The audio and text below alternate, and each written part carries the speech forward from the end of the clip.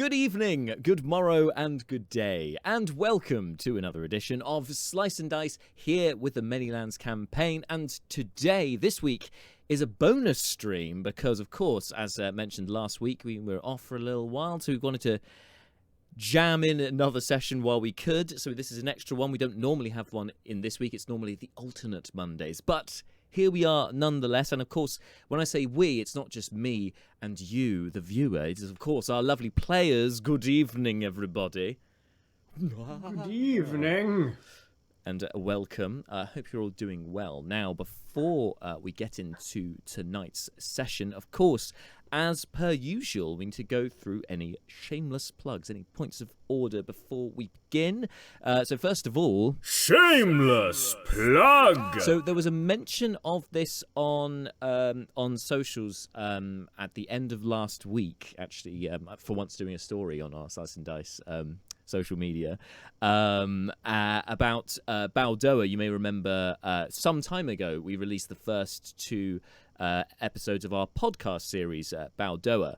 Well, I'm very pleased to report that I finally got the opportunity to finish editing the video, or should I say, all of the images, the art that goes with the video version of the first session of Baldoa, and I will be releasing that not next week, but the week after. So in 2 weeks' time from now, I will be releasing the premiere of our video version, our video adaptation, if you like, of the first session of Baldoa. Now, if you've listened to the podcast episodes there, the first episode I think is like 13 minutes. The second one's about 15 minutes. So it's really truncated. It's it's a bit more of there's a bit more of a narrative feel to it, and you're not hearing like about dice rolls and all the rest of it. It's basically going from notes of a D&D game that I've been playing in. So it's a different kind of style of story, but it won't take a lot of your time, and it's good fun nonetheless. And of course, now with this video version, I've got some excellent artwork provided by the one and only Gerald Derethart, who's been absolutely fantastic. He has poured his heart and soul into doing all these various bits of art for me, and he was reminded me the other day, "Oh, I haven't even started the second episode yet." I said, "We haven't released the first one. Don't worry. Don't pressure yourself. Don't want to smush your creativity. You do you. It's fine." And we are running a Patreon because if Gerald Ev's doing it all sort of his own volition, just giving his time for nothing, and so I wanted to be able to pay him back in some way, and you guys can help support that as well by joining our Patreon. There's a link to that, I believe, on our Twitch page, and of course on our YouTube channel as well, to make sure you don't miss the premiere of Baldoa, the video edition of the first session. Make sure that you have subscribed to us on YouTube. Just click on the link that says catch up on our Twitch page, and it'll take you straight to our YouTube channel. And as soon as you subscribe, you will be notified before the premiere is about to begin. You get like a half-hour warning, so it's handy. That was the big shameless plug. Shameless plug. And in terms of other shameless plugs, first of all, opening up to the floor, do you guys have anything that you want to shamelessly plug? Any things, worthy causes or whatever, friends and stuff that wanted to have a shout out to or support? Floor is yours. I mean, in the unlikely event that anyone hasn't already given any money to RNLI, do it. Yes, I read the article today about do it. RNLI. Saving lives, literally. They're absolute legends, and always deserve support, but especially now. Yeah, especially now. Yes. Good. Thank you for that. Anyone else got anything, or are we all good? Okay. All right then. Let's dive in then. So, without any further ado, let's jump into tonight's session of the Manylands campaign here on Slice and Dice.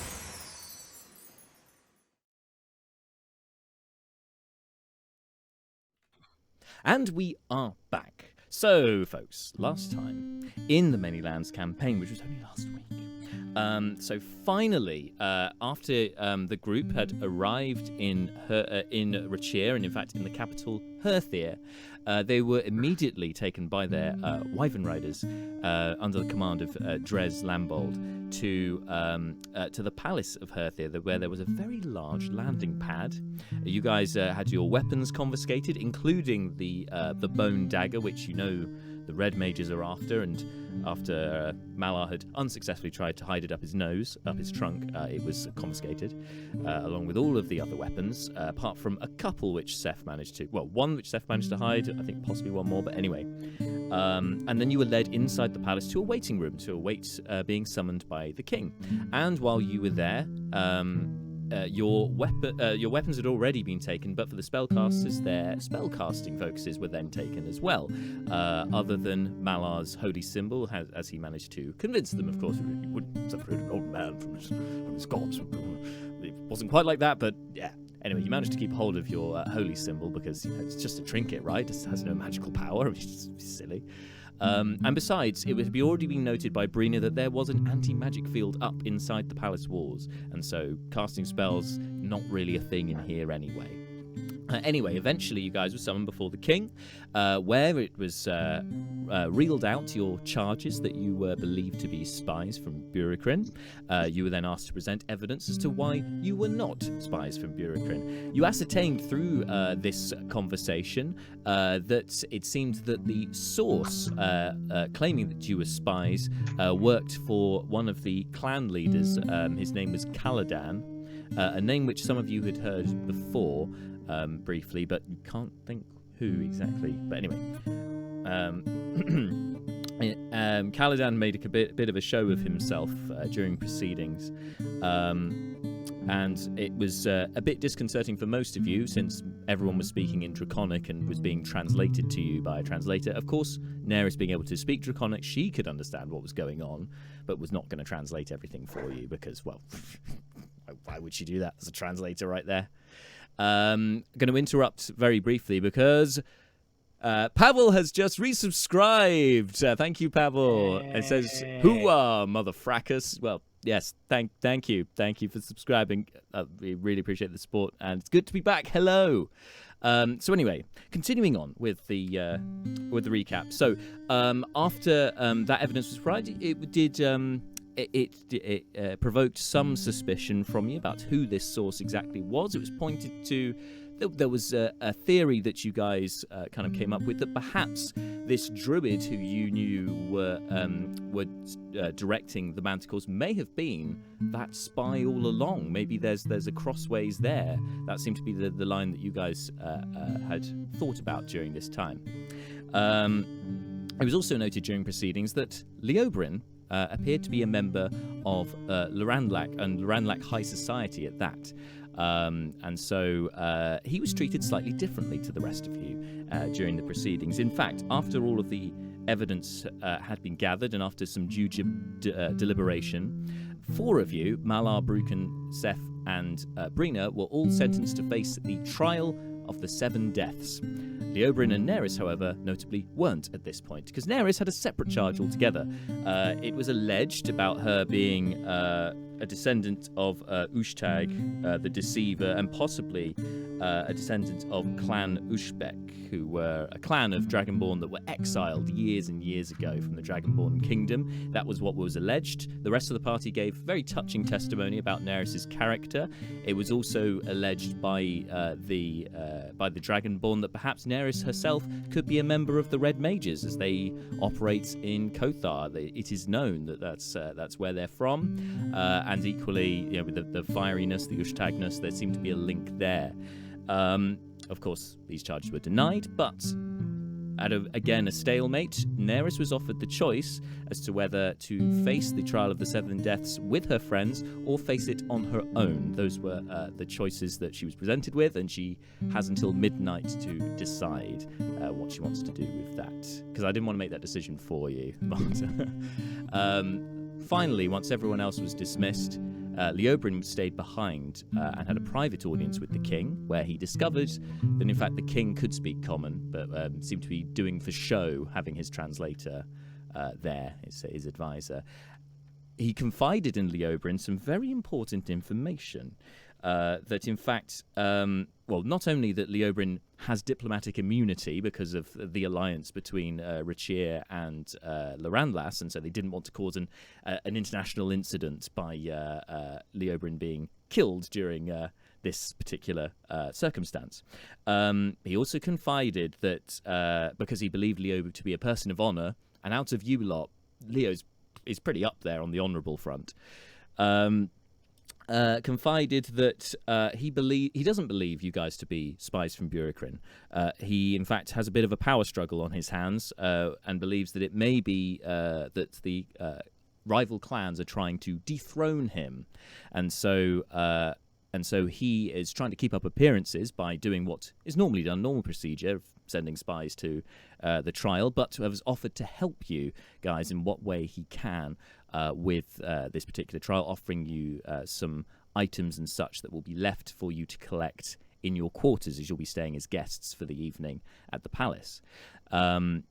He has also confided that that he would like you guys to investigate these rival clans, and that so for now it's keeping up appearances, but he seems to have a plan for you lot after the trial.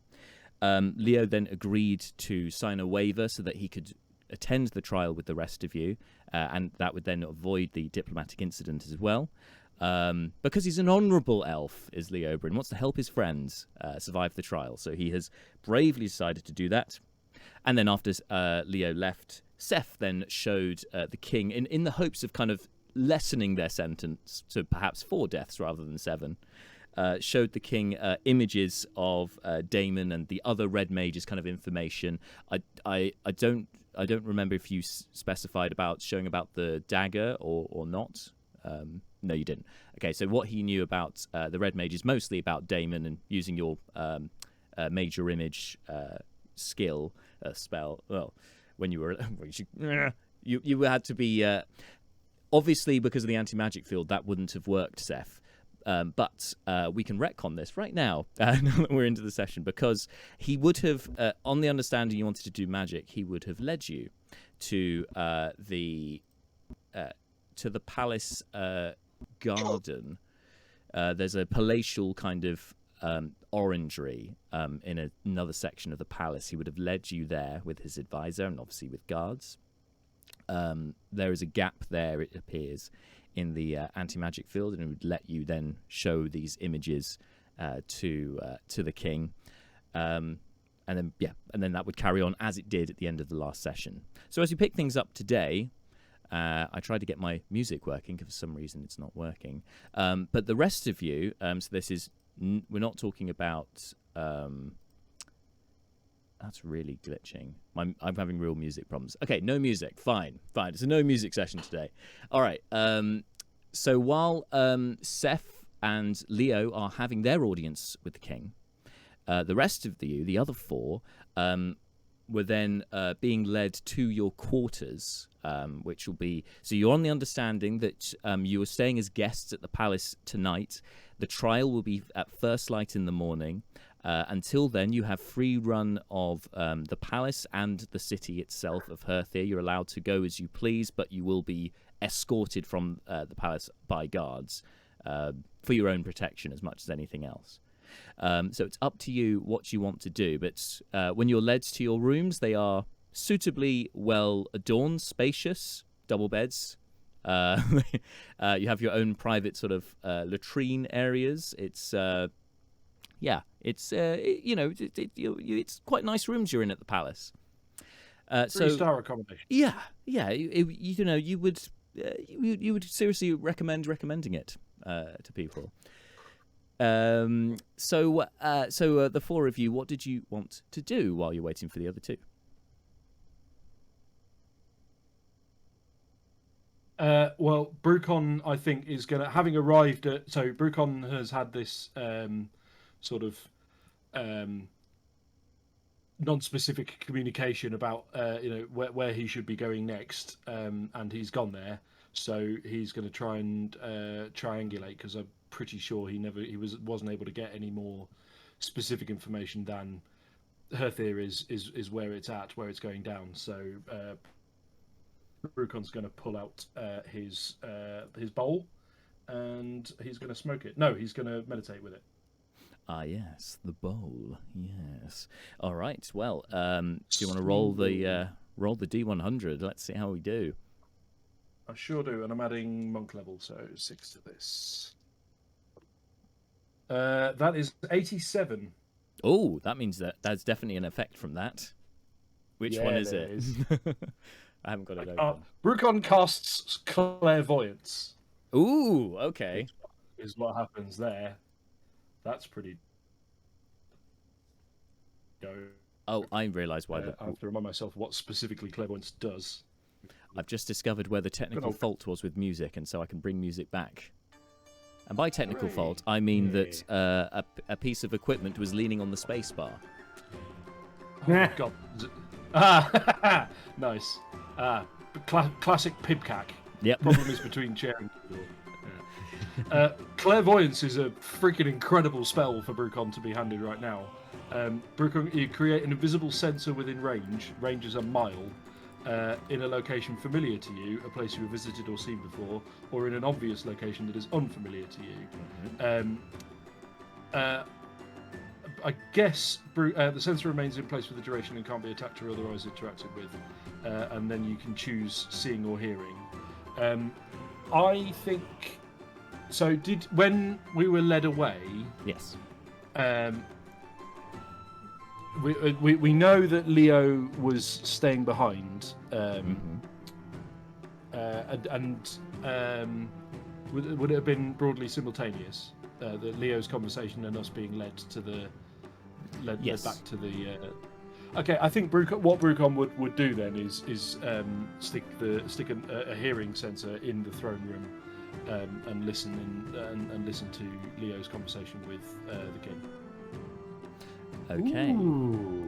Now, you do this, and the ritual takes 10 minutes. So while the rest of you are sort of in the vicinity of Brucon, you would hear the kind of the rhythmic, melodic sounds that comes from him sort of stirring the striker on the top of the bowl. Strangely calming, and there's a strange sort of tingle around all of you. You feel sort of glowing, you feel healthy. Just from hearing the music. Alas, you all have full hit points, so there's no extra effect here.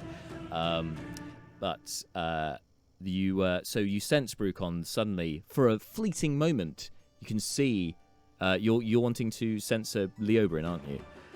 So for a moment, you see Leo standing before the king. There is no advisor in the room. The jester, Mirth, the kobold, is still there. It's just the three of them in the room, though, notably, and you can see Leo and the king speaking to each other directly, and then it disappears because anti-magic field. Right. Yep. Okay. So you're like, it worked! It worked! Fuck! It's gone. Yeah, but I think yeah. I mean, to be fair, I think Brucon's reaction is more like, right, okay, yes, because magic is still like putting the dots together about magic is still very much a work in progress for Brucon. That's fair. So I think that being the case, he's just going to kind of settle in and try and see if he can remember any more details from the vision that he saw. Try and see if there's anything he can piece together about what he knows, given what went down in the throne room and what he's seen, and see if there's anything by way of a lead that's emerging. Actually, I tell you what, in particular, he's going to try and see if there's anything. Like, he wants to see if Caladan figures in it. Like if there's some kind of resonance or something between Caladan and his vision. Having now met this individual and got a bit of the measure of him, he wants to try and see if he can tease out some kind of connection there. Yeah. I don't know if that requires a roll or what. It will. You can meditate on this. So we'll come back to this, but you're kind of trying to harness yourself, and we'll recap this momentarily. Meanwhile, Neris Malar, Seth's behind. Sorry, Neris Malar. Anything you guys wish to do while you're in this limbo period, or discuss, of course? I mean, I need to make a decision, don't I? You do. But so it's either with friends or without friends. Yeah. Logic would dictate that I want to stick. I want to do it alone. Who knows? If you face it alone, maybe you absolve your friends of facing it. Oh, right. So it's either everybody. I thought that they were already condemned to doing it anyway. It's been left a little bit ambiguous. So I don't know if I do it myself, whether they'll have to do it anyway. But given from yes, you don't know, but I would say make a history check, Neris, just to see what you can recall from what's been discussed, because there were a few conflicting things that were mentioned during the. Jog my memory. Yeah, exactly. I don't think I can jog my memory because I just rolled a 3, and even I know I got history. What's the history check? It's +2, so 5. Okay, so I don't think my memory is that good. So you're kind of distracted actually by this, albeit melodic, but just quite present, like, white noise of Brucon as he's meditating. They're like, I'm trying to think, but like, really? just kind of there, like, just trying to really get in the zone, and then just coming faintly through the wall, you hear, "A whim away, a whim away."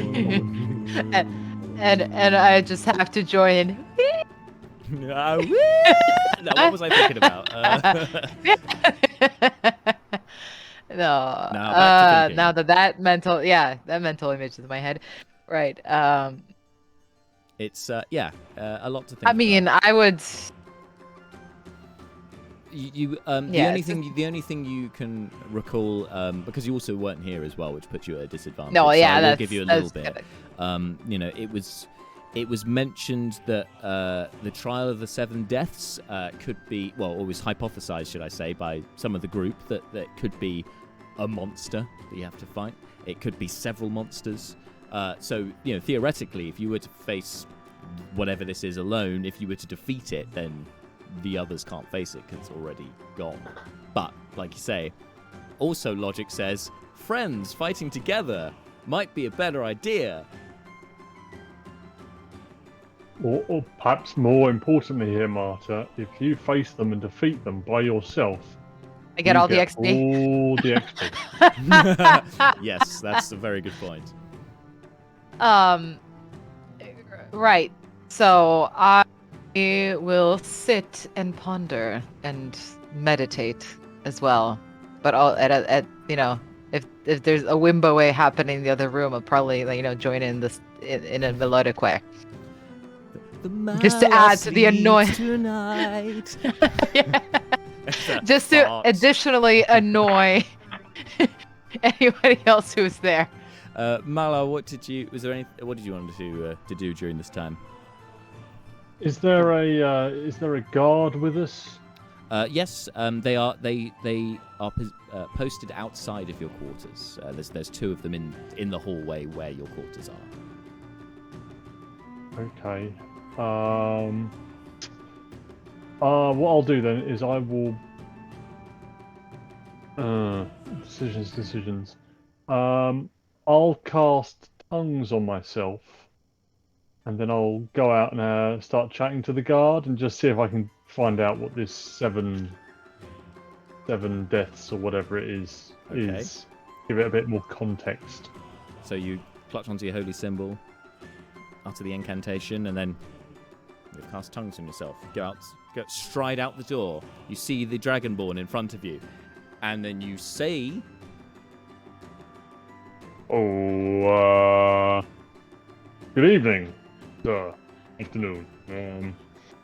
I was wondering if you could be of assistance. I'm trying to I'm trying to ascertain what this challenge that we've been set is tomorrow. Do you have any idea?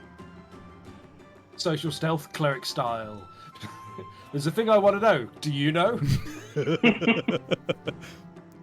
So the first guard who you're standing in front of kind of looks to his partner opposite him. No, speak common. Oh no, it's fine. I can hear you and you can hear me.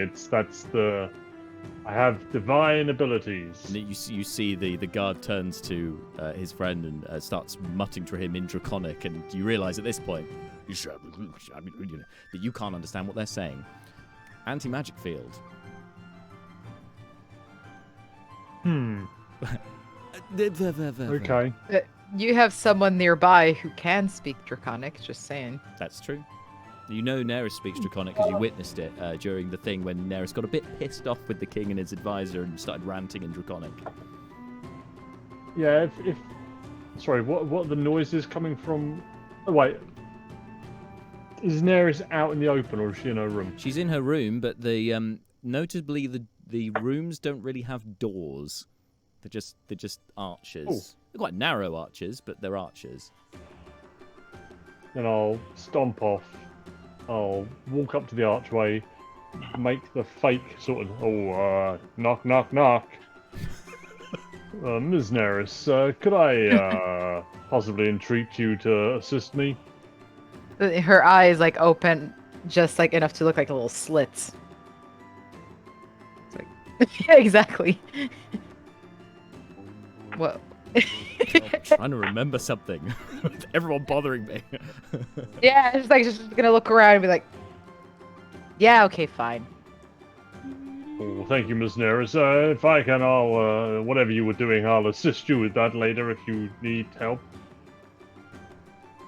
Okay, sounds great. So what are we doing? Oh, I need you to go over there and speak to those guards and try and ascertain what it is we're supposed to be facing tomorrow. All right.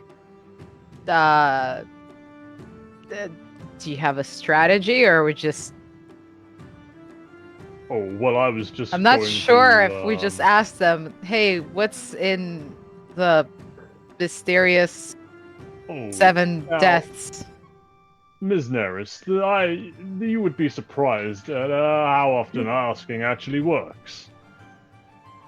Not everything has to be nefarious, like Mr. Seth. You just go and ask them in their in the shared tongue that you have, or start to usher her over. Okay, it's just kind of like, and that is a wistful sigh of how much he misses the ability to just roast the truth out of them. Malar would. She doesn't say that. She doesn't say it out loud. She just thinks that. It's the Malar would wistful sigh. Malar would cast guidance. He's going to say the prayer and sort of give you a tap, but I doubt anything will actually happen. But he does it anyway. You do it, and then and again, it's like it just feels like just an affectionate rub on the shoulder, you know. There. And Neris appreciates it. Just Mama Malar. It's the thought that counts. You know. That's it. All right. So Neris walks up to these guys. So what my colleague was asking you is if you can tell us any details about what we might face. It's the elf that speaks like us. It's hello. It's nice to speak in the proper tongue. So you are facing the trial of the 7 deaths tomorrow. Excellent. What kind of deaths might these be? Wouldn't you like to know? Oh, you do like to know. That's why you're asking. It's a guard joke. Yes. Well, I don't know if I should really tell you what it is. It's Might make it more entertaining for you, and I don't know about that. Depends. What would you be able to provide for me to provide the information?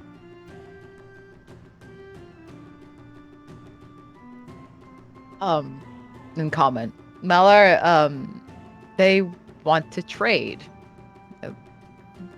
I'm not sure what we can trade here, but Well, let me see what I have, and I'll sort of go back into my room and pull out my pack, which is full of shit. so Okay. my dear Carson, This is what's been happening this whole time. We never asked about the toilets. That's what's been happening.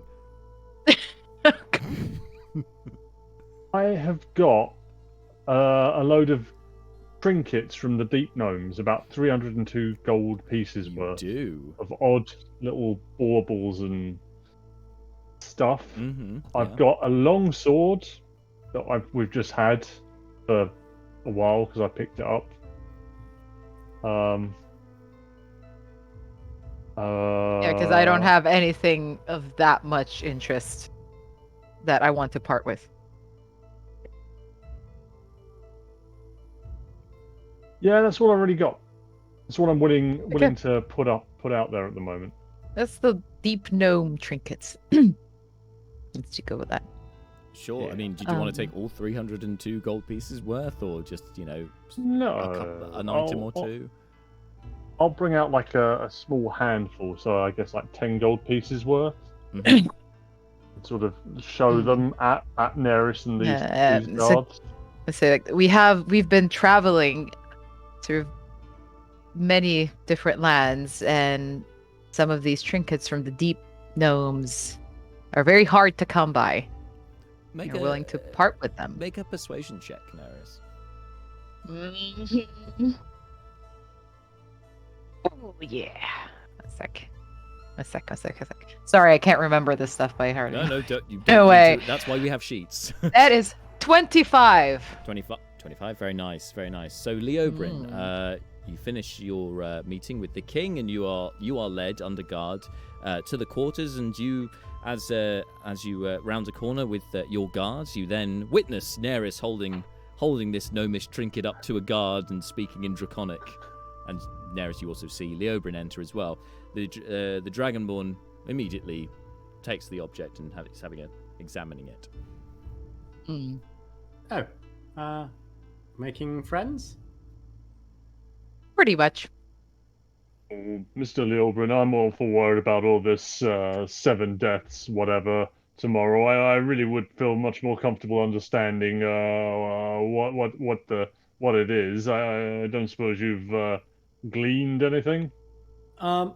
Not about what the 7 deaths are, other than no one has ever survived it, which is reassuring.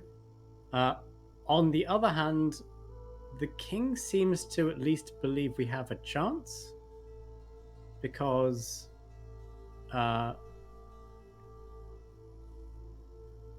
he does. Leobrin tempers his words as he realizes there are still 2 guards here. Now 3, of course, with the one that came with you. 3 guards. And the third one who comes in sees the first one holding the trinket, and Neris, you would understand. He's like, "What's that? Wait, what are you doing?" And what? Oh, it's just I picked up at the market. It's not important. And tucks it into his breastplate. And he just gives Neris gives that other. Neris just looks at the guard that was asking the questions and just looks him up and down and just like, he's scum. Says nothing. And just gives her like side eye, just like. And the trinket Dragonborn sort of does catch that a little bit and turns back to him and goes, "Hey, where is the other one? Wait, why don't you return to your post?" And the third guard that brought Leobrin in goes, "Oh, right away," and just turns around and leaves. So now that we're in the clear. Now I cannot say for certain. There are many rumors about about the seven deaths. However, those who would know, you would find them in the Salacen Inn. It's in the green sector. They trade in information, and I know that they know many secrets. I can give you the rumors, though. We've heard that there is apparently the seven deaths is as old as the great dragons of old. Some say it was Ushtag's pet. Now, some also say that there were multiple pets. But whatever it is old, and it is definitely dragon-related. But if you want more, I would say you can go find the cleaners, as I said, at the Salacen Inn. Interesting. Thank you very much. How are we spelling the name of that inn, Jack? Sorry. Salacen. Well, I mean, for posterity, Salacen is also the name of the green dragon god, and that is spelt Salas apostrophe Sen.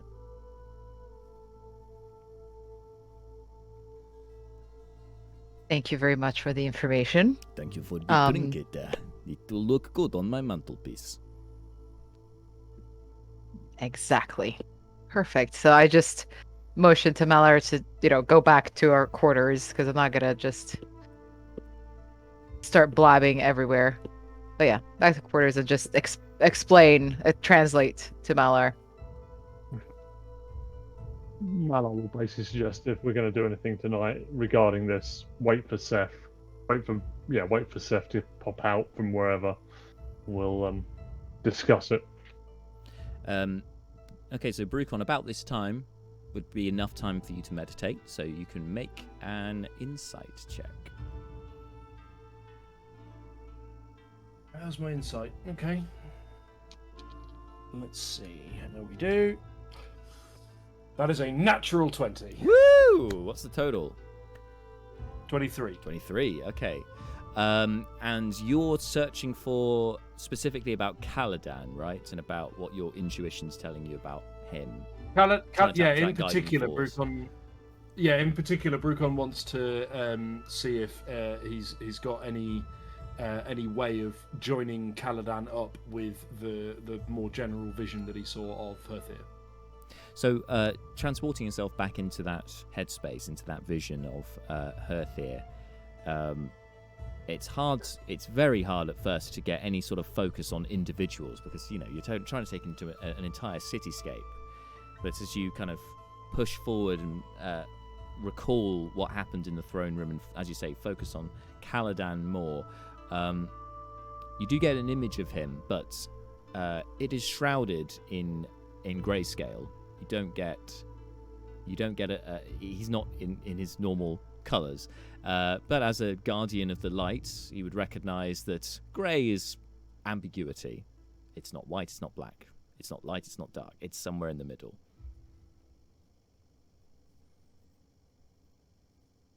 And when you kind of pull focus out of that, as you leave your vision for a fleeting moment, you sense because you noted the 6 sectors of the city. You noted that you noted that when you pulled focus out from Caladan, that it was around a sector in the kind of the northmost sector of the city.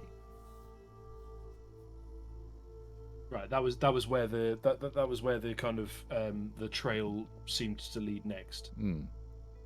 Cool. Okay. Splendid. Very happy to get that out of that role. Cool. Can Brucon over here and exchange? I'm assuming that all of our chambers are all fairly close to one another. So they are. So you're trying to drown out Neris and the Dragonborn speaking Draconic for the most part because it's a bit of a guttural language. Right. So he knows that that's happening. Cool. Yes. Okay. So once he's done, he'll sort of poke his head out and see what's up. It sounds like there's some of his friends are engaged in some kind of exchange. So shenanigans. So he keeps a short distance, but is observing what's happening and ready to walk up and join in if a discussion should take place. Sure. Or indeed a fight. So you would overhear Neris beckoning Malar to go into one of their rooms to talk about what's happened, and obviously Leo's just arrived on the scene as well. So you would see him as soon as you exit the room because you're there in the hallway, Leo Bryn. Yeah. Yes. I was definitely not distracted by anything. That's fine. So Neris and Malar have just gone into one of their quarters, leaving you alone in the corridor until Brucon just pokes his head out to see what's going on.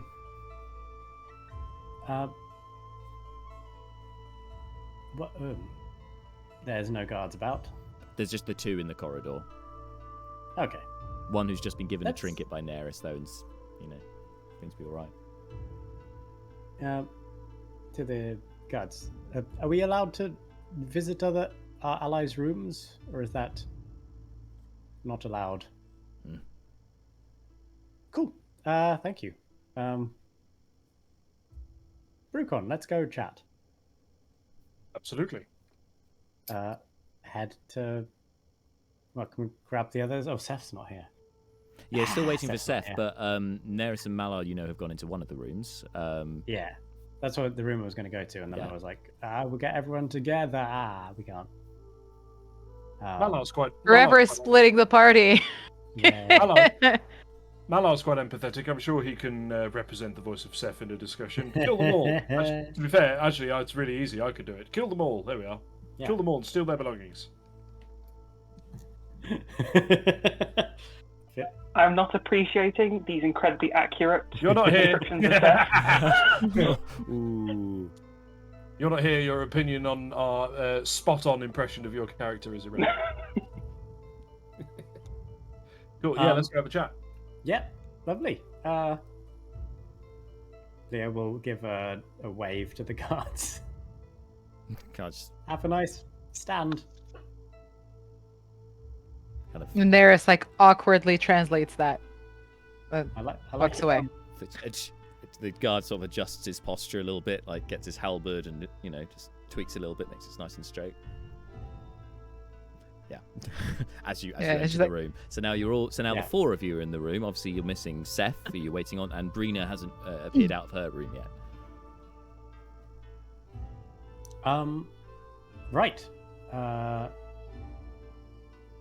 I don't know if this is meant to be well, it probably is meant to be a secret. The king, one, speaks common. So I imagine a lot more of the local folk will also speak common, and are maybe just not speaking it as a matter of bullying foreigners. Separately, he is going to give us assistance in defeating the Seven Deaths because he wants our assistance. So when Leobrin says that specifically, Brucon does a quick kind of scan just to see if there's anyone listening in. Is this By part all of some means, make a elaborate? perception check. Yeah.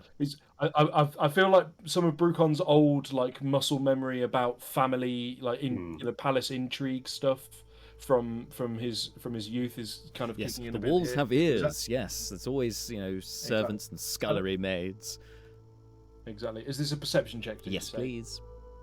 Right, well, this dice has served me well. Watch it roll a natural one now. No, that is a 16. 16. Doesn't seem to be any movement outside the two. There were two Dragonborn guards out there, but they didn't appear to speak common. And you're speaking in relatively hushed voices, so you don't think you're being overheard. Grant, sorry for the interruption. No, Carry no, on. not at all. It's all good. Go ahead, carry on.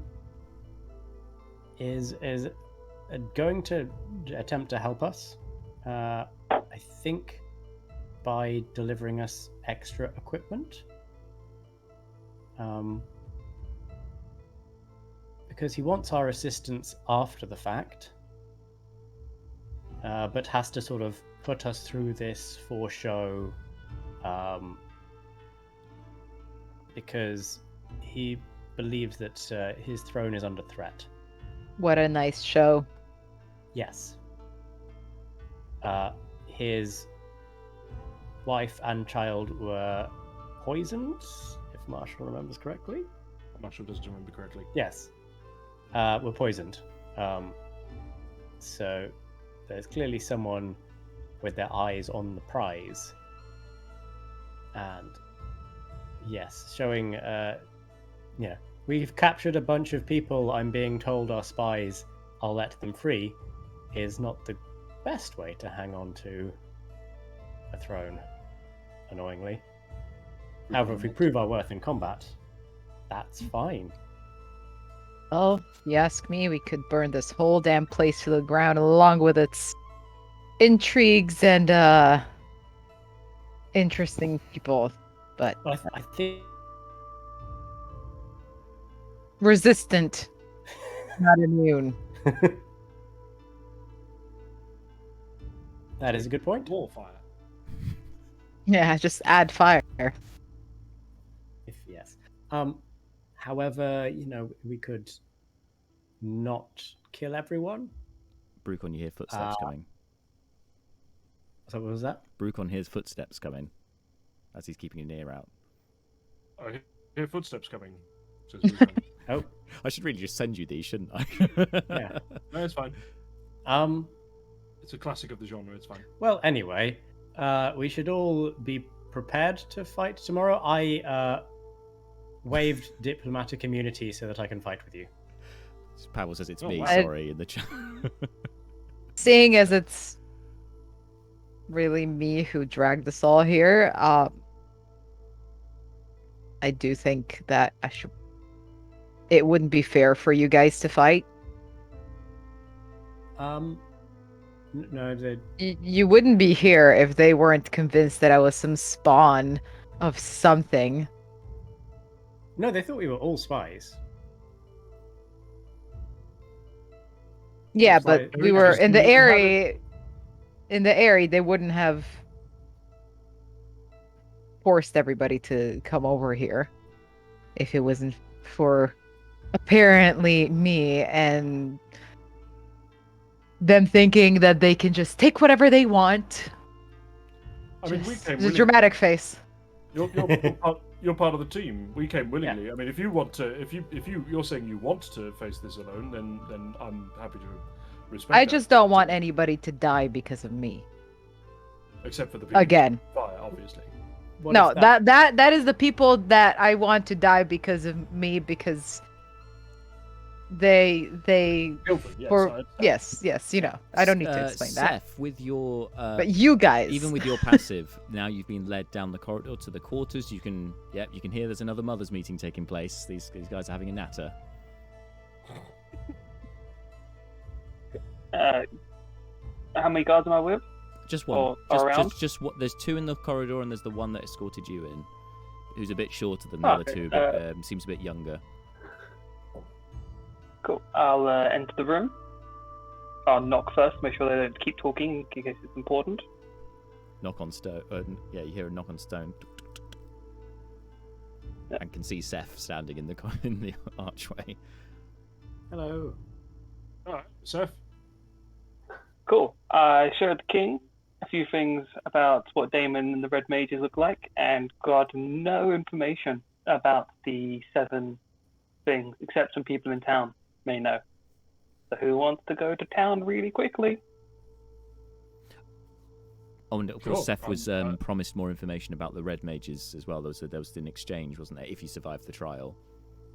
I Yeah, forgot that to was do the- that in the recap. Yeah, Big if. big F. Oh. Yeah. Well. How about let's go. Yeah, let's do it. Let's do it. yeah. Let's Yeah. go to town. Let's go place a bet on ourselves to win. Knew it. Yes, absolutely. In. Brucon is in. Are we going somewhere? And you hear Brina Yes. scuffle out of her room. Hey, Rena. there's a few books in We're my going room, to but go it's bet not the ourselves that same. we're not going to die. It's not the same as looking at spell books. And I don't have my wand, and that feels weird. I don't like it. And so Neris is already out the door. Do you want me Party to? road trip. Do you want me to come, or I could stay behind and look after the stuff?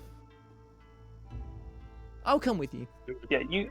You come on, Bruno. Yeah. This would be an interesting new experience for all of us, I think. Yeah. All right, let's go. We get to go On the shopping wa- in town on the day before we probably die. Yeah. On the way out of the castle, Oh, Malar that's a will pull out his continual flame torch to see at what point the anti-magic field stops and it reignites. A very good plan, sir. Very good plan. Now you're thinking with portals. All right.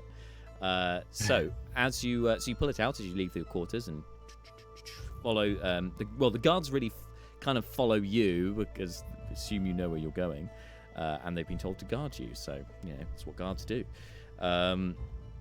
So they don't hamper you as you continue as you go through the corridor. You basically, I would say, apart from a couple of wrong turns, it's easy enough to get out of the palace because you saw that main chamber off of the throne room that appeared to lead to some very large double doors, which look very entrance-like, look very gate-like. So you can head back that way, and you note, Malar, that after you pass the threshold outside of those two big doors, so once you're outside of the palace itself, the torch flickers into life. So now you are still within the citadel, you're within the keep, but you're outside of the palace. So you're in the kind of courtyard. I'll draw attention to this fact to the other spellcasters in the group, and I'll sort of look at Seth and say, "Oh, Mr. Seth, I think we need to understand where we're going to be fighting these 7 deaths, as well as what these things are. If it's anywhere behind us, we may have to do this with a couple of hands tied behind our backs." I think they said we'd be fighting in the pit. Oh, where's the pit? Yeah, let's go and take a look at it. Scope out the terrain. Let's go. All right. So it's pretty straightforward to head to the gate out of the citadel. Out of the keep. There's you can see a very grand raised portcullis, again glinting in bronze. There is a small sort of gatehouse, squat building tucked away next to it. There are a few Dragonborns you recognise by their armour that they, again, are royal guards, just like the ones that are escorting you. One of which kind of steps forward. The biggest of the bunch you recognise as Captain Auburn, the captain of the Royal Guard. Says, "You are heading into city, yes?" Is he the one that took the dagger from Malar's nose? Yes. Even for D&D, that's a strange sentence. What's happening? He's not wrong. Yes, he is the one. Cool. If I'm standing behind a few people, can I cast Detect Thoughts? Okay. Clutching your medallion. Neris is just glaring at him. Just with sheer disgust. Well, the captain of the guards or While this Seth? is happening. Yeah, captain of the guard. All right. Why not? Just glaring. Just not saying a goddamn word, but just like... He's just kind of... Once I finish casting it, I'm just going to say to him, like, for the trial tomorrow, can we get our weapons back, all the weapons back tonight, or can we get them in? Do we get them in the morning before the trial? You will get them in morning before trial. We can give back 1 or 2 now for your protection in the city, but we will keep most, especially yours. You have a bag full of weapons. You do not need all of them. I'm fine with waiting tomorrow. Just wanted to check, and we'll get all of our weapons back once the trial's over. And I'm really listening to his thoughts to see if he thinks about the bone dagger. Yeah, okay, you're listening to his thoughts. So he says out loud, yes, you get all weapons back. And listening to his thoughts, you hear him think, you're gonna need them.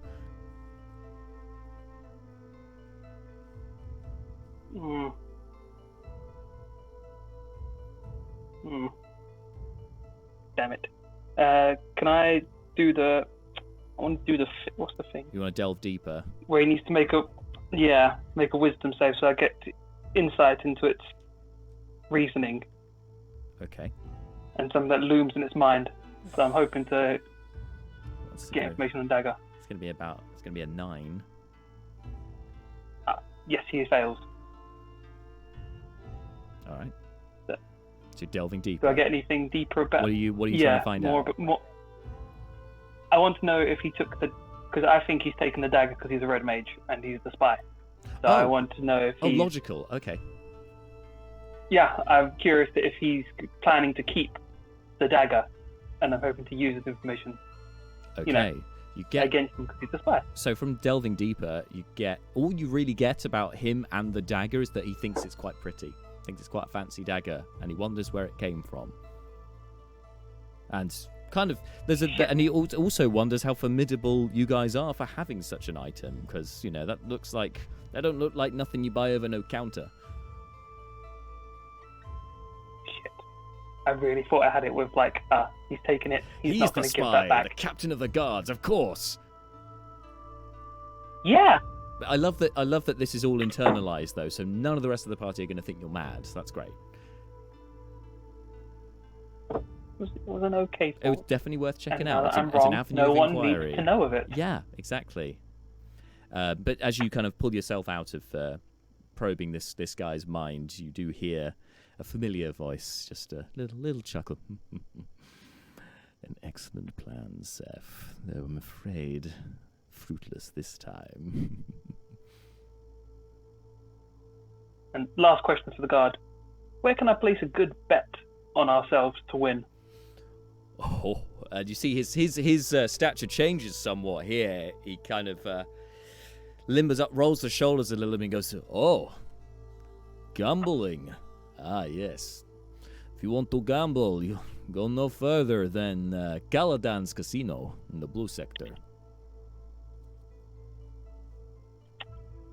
Is that near wait, that the blue sector? Is that where they said the inn was? No, Green sector, the inn wasn't they it? said was in the green sector. Green sector. Oh, forgive me. You're Blue new to sector is next Hurthir. door. You know, we have just the thing for... we don't often get visitors, but perhaps this map will be helpful to you. And he fishes out a scroll, hands it over to you, Seth. It's a map of Hurthir. Thank you. Very helpful. Thank you very much.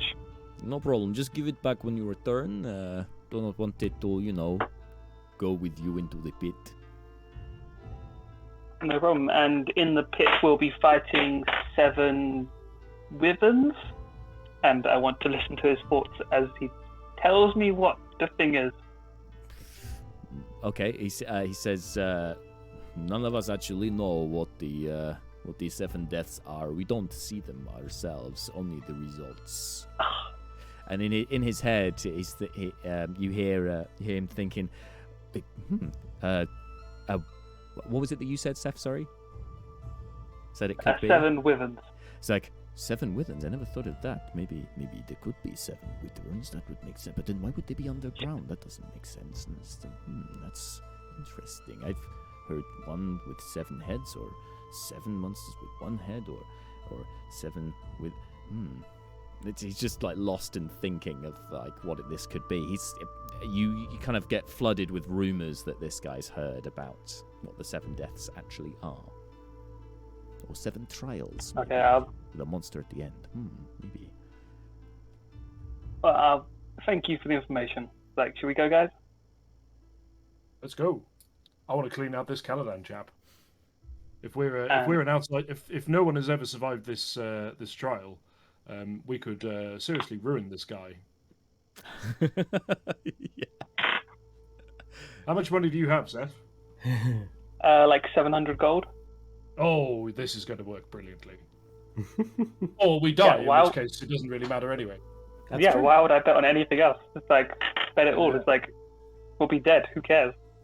Oh yeah, but I mean, who knows what odds they're offering? This could get crazy. We do need to make sure that they can pay out should we win.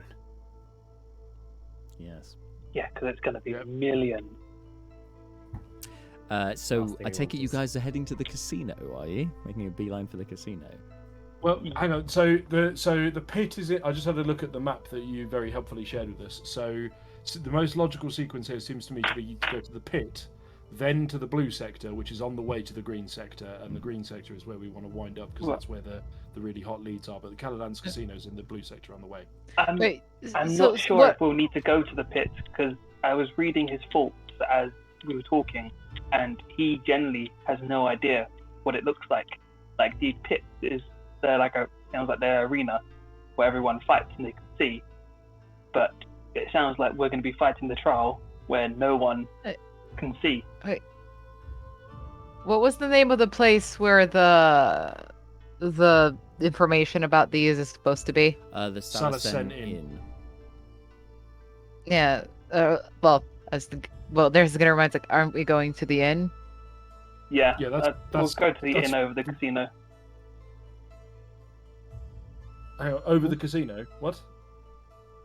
Well, I don't know how much time we've got. I feel like the gambling should be deprioritized to the inn. I agree with I Neris. I was would kind of hoping do they'd that. say. Yeah. It's I a was kind casino. of hoping It'll he'd be say over. that the inn was a good gambling place. Most inns usually have a bit of gambling. There we go. I think right. if we go to the casino first, then we might not be able to get some of us, looks pointedly at Brucon and Seth, to leave at any reasonable time. I think she makes an excellent point, and she just stares at the incriminated parties. I Okay, don't let's go think to the that's inn then. true, and I stare at I love Leo the and side- Malar so they feel included. And then Daenerys like stares at Leo and Malar because Seth is staring at us. She's like, wait, should I be staring daggers at that? What? No. Brucon's Malar? like, oh, let's go to the inn. Yeah, absolutely. As Well, this idea that as we Brucon's going to be safer in an inn. as we start to maybe perhaps move off in the direction that we're going in, Malar is a little bit dumbfounded, and he's like, "Oh, now did nobody else hear Mr. Seth say he could read that person's thoughts? Mr. Seth, we should discuss this." Yes. Come on, Malar. This is not going to be the weirdest thing we've even seen today.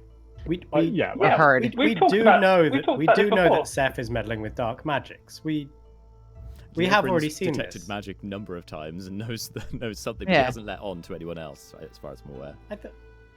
We knew about the creepy pendant, right? Let's just Yeah. guys, Malar, now is not taught the me all about time. this.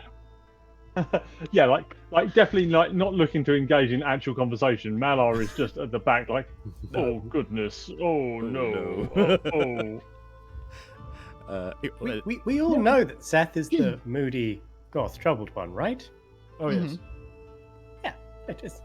Just Alright, let's I go. didn't know this was news to Malar. Just to add to the go! cacophony, I'm right so as here. you continue on, just to add to the cacophony of confusion, We know. when Malar goes, "Ooh," We're talking about you, not to you. Seth's item goes off, and then suddenly you hear the recorded message of Malar going, "Oh, Mr. Seth, I don't think you should be careful about that." Yeah, it's a bit of a mess, which abruptly stops your conversations. That's yay. Great item. And you guys can, so you'll start heading towards the green sector. Now, from outside the palace, there's a sort of a half-mile track. Well, it's a paved road actually, but leading to the city itself, which you can see is completely walled. It's a walled city. And as you saw on the flight in, the towers that you would expect, to be square are actually in fact spike-shaped, although with some battlements adorned across them as well here, and the glint of bronze as well. As you pass through the main gates into the city, you'll notice, Seth, because you've got the map, you'll note that To your right, as you enter, would be the bronze sector, and as you look at it, you can see there are plenty of plumes of smoke and industry. There seems to be a lot of work going on in that particular area.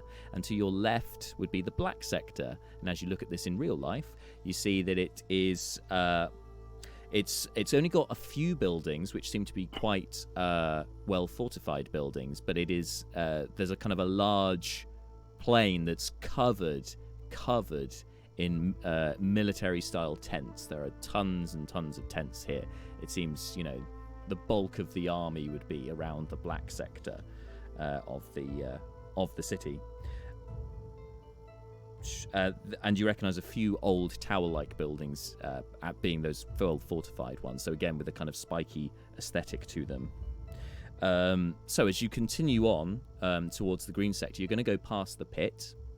The pit appears like essentially like the Colosseum would be an equivalent of it. So, you know, large raked seating, very grand, very tall.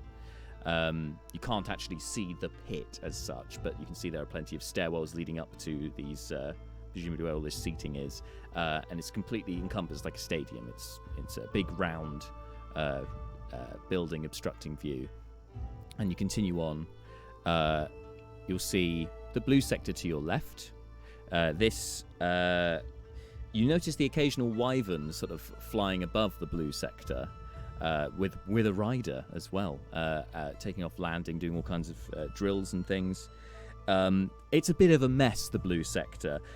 There's all kinds. You've got the kind of the old style spiked buildings. You've got that accompanied by multicolored kind of squat, some prefab shelter type buildings. There's a real hodgepodge of architecture in the blue sector. But you do, there's almost beacon-like for yourself and Brucon. You can see one building in particular with two of these spiked towers sort of flanking the edges of this building, and a large, it's kind of, well, a huge brazier lit that's suspended in the air with Caladans illuminated underneath in big letters. It's like you found the White City. Gonna get that burger. Minas gambling. And then to your right, you note, is the silver sector, or the sometimes known as the white sector, which is it's very colourful and contrasting, but it doesn't look like the real mess of side streets and stuff that the blue sector is. This one is a patchwork quilt in terms of architecture, but it seems to be intentionally built in that way, and there also seems to be a bit more activity in the streets here, whereas most of the other sectors very quiet in the street. Not a lot happens on the ground. It seems that, you know, people keep themselves to their buildings. One thing that has taken your notice, those of you with a passive perception of sort of 13 or higher, is that there are occasional people in the street, most of them kobolds and lizard folk actually, who kind of seem to be, you know, you get an ill-favored look from some of them, occasionally wondering if they're what they're thinking about as they look at you. They're make you feel a little uncomfortable. But as you continue on, at the very end is the green sector. Now, as you approach the green sector, you guys can see that this part of the city seems to be covered in mist, in like a greenish mist. It's hazy here, unnaturally hazy, because there's no reason weather-wise why this should be the case, and concentrated in that area as well. Seems very strange indeed. And you hear Neris, the guards kind of mutter to themselves, "Oh, I hope they know where they're going. Green sector is easy to get lost in. Yes, and we don't want to have to drag them back dead before they've gone to the trial, huh?" Yes.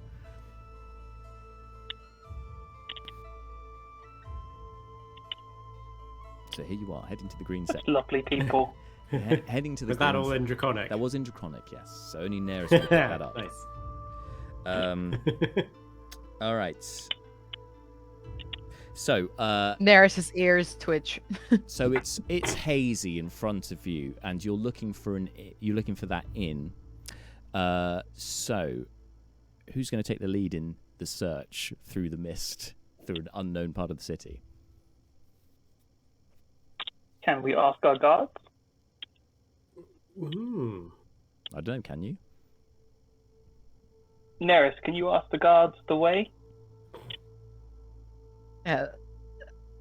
Neris nods and just turns to the guard and say, "Can you point us in the right direction?" Where are you trying to go? The Salacen Inn? Salacen Inn? The Salacen Inn. Okay. Okay. Well, stick close. Maybe you should all hold hands or something so you don't get lost. I'll go in front. He'll go in back. Neris just looks around, just says, he says we should hold hands. Okay. Rukon Is it jumps up magic? and grabs hold of Malar's hand. Neris grabbed the other one. Just sort of dangling. I'm going to take Brucon's other hand and try and hold my hand high enough so that he's even, so that he's not like half The dangling. 1, 2, 3, do the swing. Aw. Brucon's like, swing me. Brina just looks up at Leo and offers her hand, like, just so you don't feel left out. I think we should all hold hands, yes, so hold Brina's hand. And then she takes Also- Seth's other hand, hesitantly, but she'll take it. And Neris almost takes the to the guard, like, Is Neris in front or yeah? head. I'm not sure. I think towards the front. Yeah, let's say towards the front. And he just offers his arm, you know, because he's Okay, so she's holding on to Melor. The guard on the other, like, hey. we're off to see the wizard. Yes, Yeah.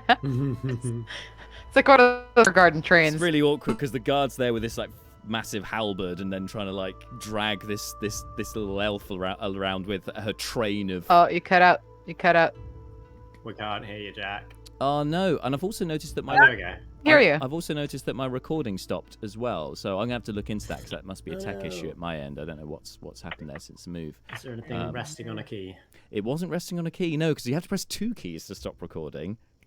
Oh. I know, fancy, but yeah, that's a major problem. So I'll have to download this session, but you guys don't need to know that.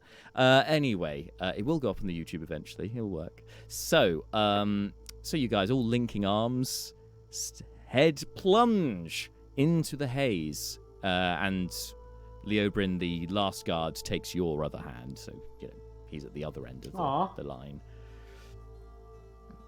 And you hear him mutter something in Draconic, which sounds a little bit like "hold on to your butts," but in Draconic. I wonder what that translates as. Yes. Hello, nice to meet you. My name's Leobrin.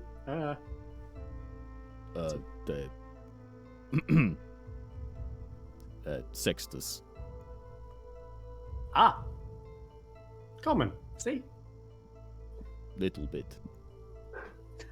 Sextus, pleasure to meet you. Anyway, so Neris, you are first to be led into the haze. You notice as soon as you enter that, yeah, the haze is prevalent throughout the green sector. It is hard. You have to squint to try and make out just what's in front of your face. Really, it's not. It's very difficult to see, and especially with the dying light now as well as we're getting in towards evening, it's getting difficult to pick out through here. However, the other thing that then takes your notice is that it's quite twisty and turny. There seems to be a few side streets and the like, which could cause a few problems. Now, I need each of you to make... this will be a grapple check. So you'll each have to make an athletics check to try and hold on to each other. Okay. The difficulties of walking. Oh no, I'm going to Leo's do this in the last. order that you're walking to make this make no, sense. Leo is last. So Wait, this is- Neris is first to make an athletics check. 16. 16. You hold true onto the guard. You're still going Yes. strong. Malar, athletics check. Natural 20. So 23. Okay, natural 20 will have an additional effect. You hold on very tightly to Neris. You've got your trunk out as well, just to make sure you know where people are. And Brucon, what Rips did you get? Neris' arm off. Brucon got a 9. Okay, 9. Malar, you feel Brucon go wayward with your natural 20. You reach back, and you pull him back in. Brucon, you're safe. You're still in the group because of that natural 20. Clutch crit there. Seth, you're. Oh no, sorry, it's Brina. 18. It's Brina before you, and Brina's not. No, I grabbed Brucon. Yeah, because I've got it's Brina. It's Seth, Forgive me, you're Brina, right. me. Yes, so 18. Seth, you're fine holding on to onto Brucon. Brina's holding on to you. It's not a great roll, but it's what she needed. She got 11. She's still hanging on to you.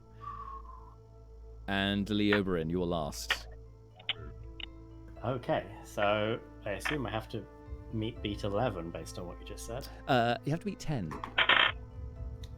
I have to beat 10. Mm. So beat 10 or beat 10. Meet and beat 10. Excellent, I got 10. Yeah. Oh! That's so borderline. excellent clarification needed there. So yes, for a moment, you can't see the wood for the trees, and there are no trees here, and that's unsettling to you, Leoberin. This is not what you're used to. And as that thought takes hold in the greenish haze, you feel Brina's fingers begin to slip from you, and moments of panic. Oh, I'm going to be on my own, and then these little fingers come up and grab you again, and you're still in the conga line of excellentness. I've still got the Dragonborn on the other end. That's true, you do. That's true. Yeah. You couldn't become completely lost unless he became completely lost. Oh no, He's we're gonna also lose fine. God. Okay. Also fine. So, a few twists and turns later, now that you recognise you must be more towards the centre of the green sector, for it's the haze is not as thick as it was at the edges. You can see a little bit better here, and you can make out it looks like a standing sort of torch, like a tiki torch, I guess, outside of a stone building. It has a small wooden sign hanging off of it. It seems indicative even of Burakarin style inns, actually, this one. However, there's none of the joyful sort of sounds that you would expect from an inn. It feels eerily quiet. You can almost hear the tumbleweed rolling past. It seems you have been brought to the inn.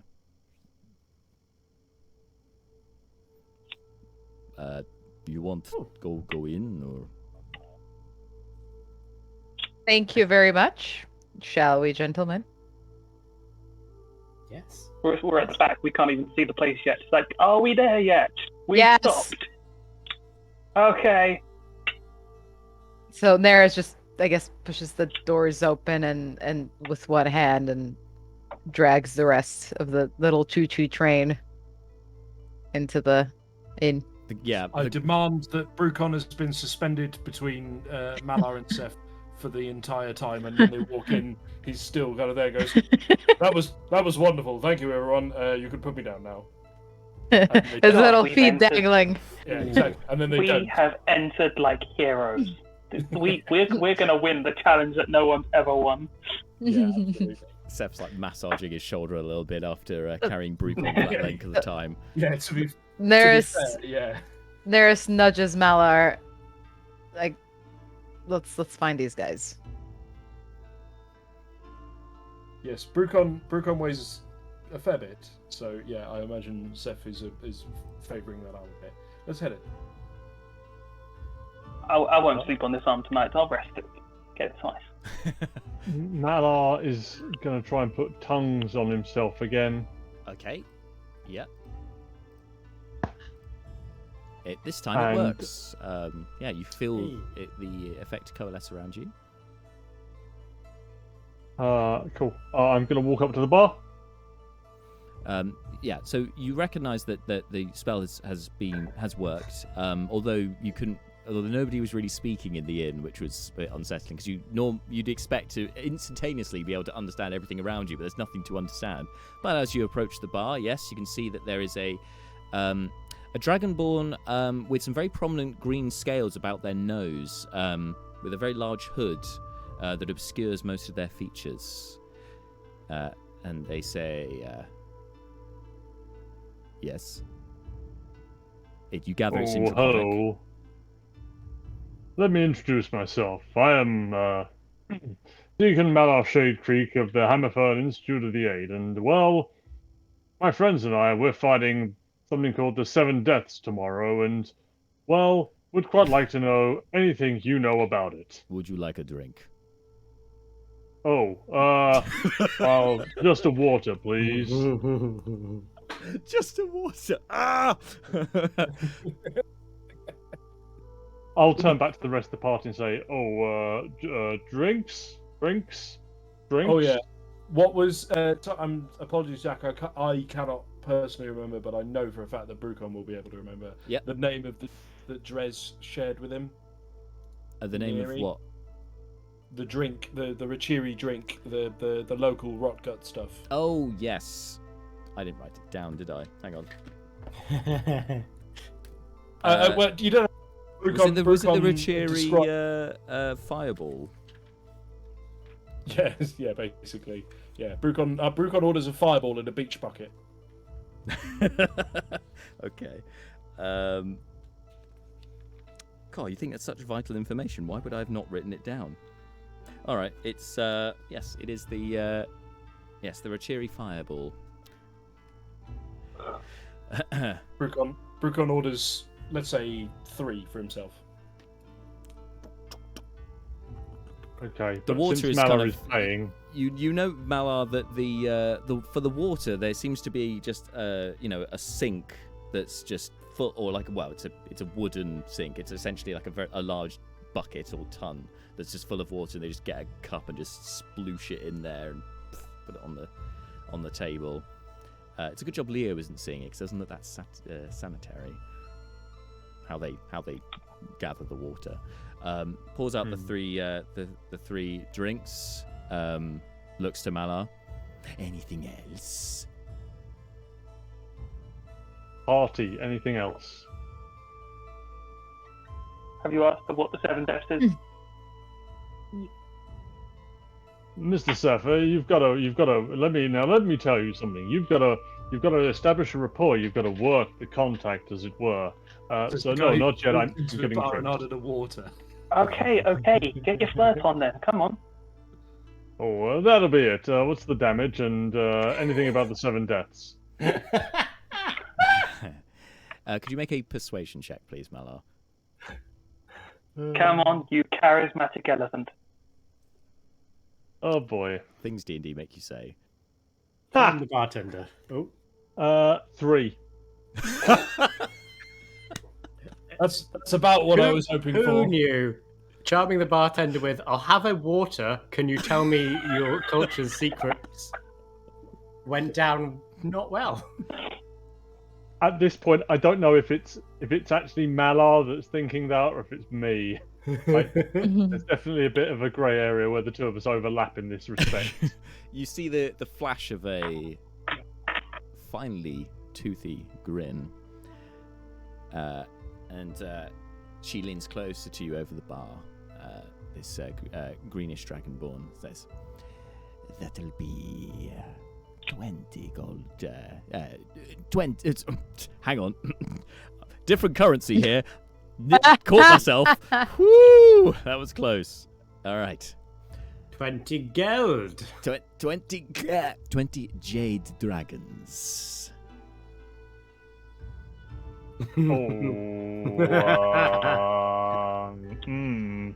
One moment.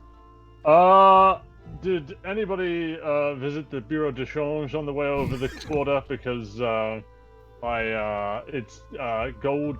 It's jade dragons, not gold. Perhaps if you would like to press the money lender for information, you should go. They are across the street from here. You can exchange your currency, whatever it is. These drinks will be waiting for you. Red flag. Red flag. Brucon. Oh no, Brucon can't understand. No. Oh no. That's true. Malar's going to insight check this person. Neris is listening to this, so she's just gonna it's like one of those UN interpreters, you know what I mean? Just like as it goes, she's like they're asking this. They're just there, like, writing stuff down. Yeah, and now there's Yeah, with the well, yeah, exactly. So so there's Do we need to fight them yet? So No, you're not insight yet. checking, yeah, Malar? probably. Yeah. Okay. She wants us to go across the street and a seedy drinking establishment with a specially designated money changer nearby. That flag is crimson. I'd ask people to go across the street as well if they had no money. 9? The big 9. Okay. I mean, she seems overtly dodge. I mean, there's something about the hiss when she speaks to you, almost menacing the way she's kind of lounging over the bar. However, she does seem to notice you and trying to analyze her here, and it says, "You don't think that anyone here would try to kill you while you're under the royal guard, do you? Seriously, you are new here, aren't you?" Jesus Christ. Again, Neris Neris does her sinister than that, does it? Neris does her typical snarky glare, like this really. Obviously, Brucon isn't properly privy to this exchange, but the Brucon was not worried about getting murdered in an alley so much as getting absolutely rinsed for all of the money. Neris says in Draconic, you don't take an IOU, do you?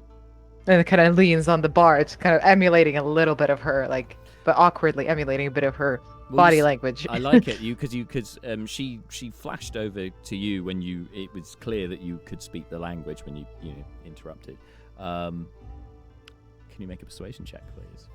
Mm-hmm. Please note the eyebrow action. That is 17. 17. She alters her stance so that she can mirror you. Okay. My friend, if going across the street worries you, then you really do not know what you are in for in the morning. But that as may be, I could exchange the money myself. If you were to give me your gold, I could always go to the moneylender myself. It is not a problem. We're a bit tight on time, so that's what worries me, my friend. Well, in which case it is 50 gold pieces of your Bureaucran currency. And that was for the drinks and for the information that you are looking for. And she pointedly looks over to a small table in one corner of the bar where you can see there are 3 individuals sitting. Neris just goes very smoothly, just okay. And she quietly goes to Malar just to try to not be conspicuous, just she says 50 gold pieces, and she pointed to that table in the back, and if all of you turn around at the same time, so help me God, I will kill you all myself. Are you saying this in common or in in common? Because Malar's obviously in common to the guys, yeah. No. Okay. Malar will stump up the 50 gold pieces, and then we'll look directly where was pointed out.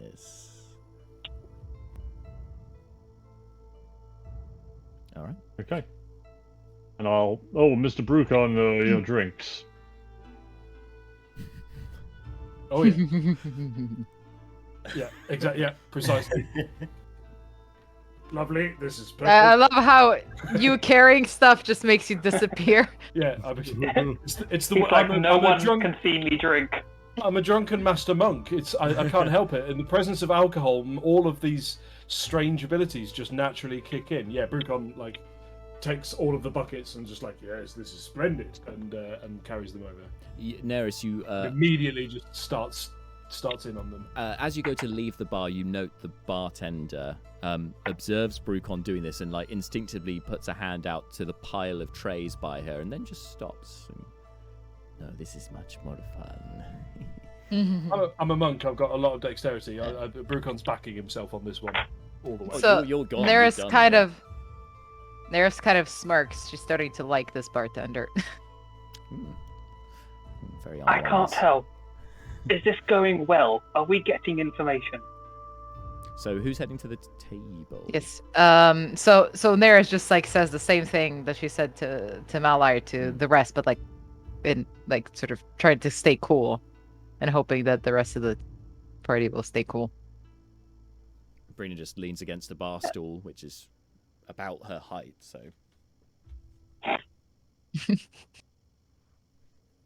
I'm just picturing that Only Fools and Horses bit where it's like, play it cool, play it cool. you know what I mean.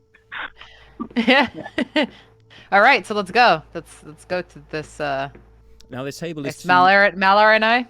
Sure, you Yep. two. Okay, yeah, because if all of you go, the table is not big enough for It's all a bit of you. weird. But yeah.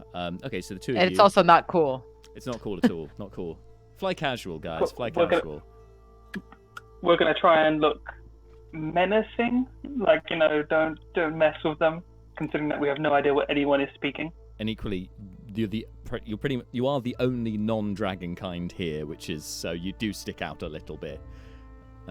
Anyway, Neris and Malar, you approach the table where the three individuals sit, and without looking up, you just hear one of them ask, "Can I help you?"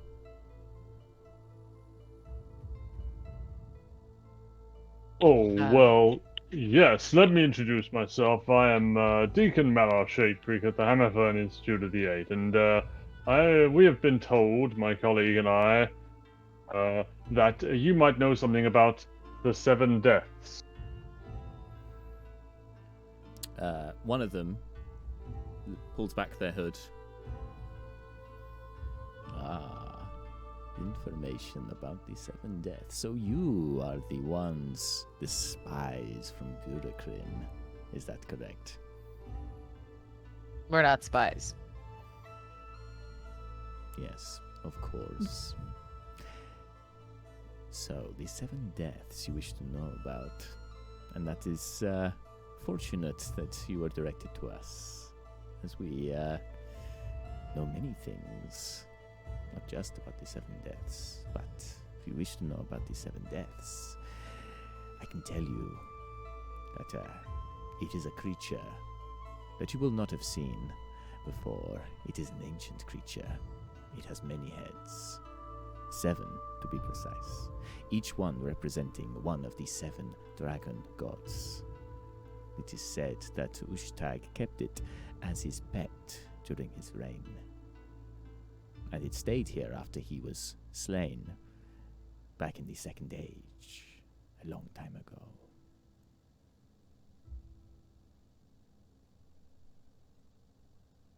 Well, that's just fabulous. 7 heads, but it's one creature. Yes.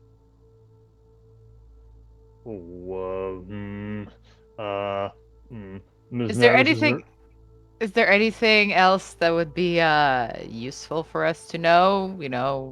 Probably gonna die, but regardless, maybe we can make this more entertaining for any weaknesses or any tactics or anything it doesn't like or anything it does like?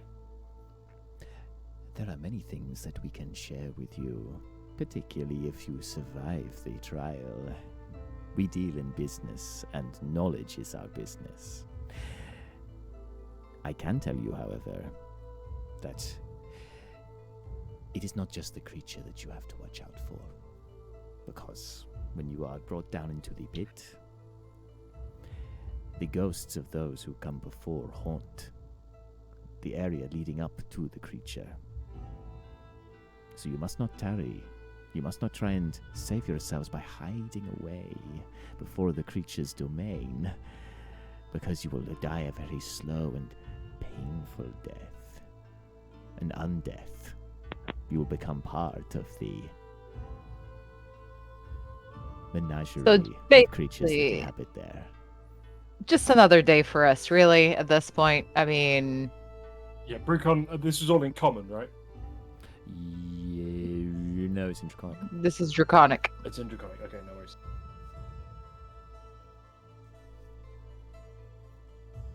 It's, Every day. for Mallory, you, why you is it say. always us?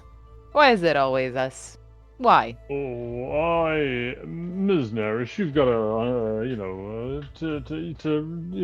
to enjoy life's succulent bounty, you must experience its soul-crushing venomous poison first. I'm really trying not to experience the kidnapping again, and yet it happens over and over and over again.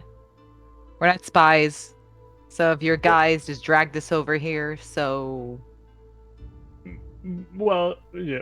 Let us. You will not walk this path alone, Ms. Neris. You have the rest of us. I wonder if Mr. Seth maybe knows something about a seven-headed beast. He quite likes the animals. I thank you, kind, gentle folk. Yes. So- Goodbye.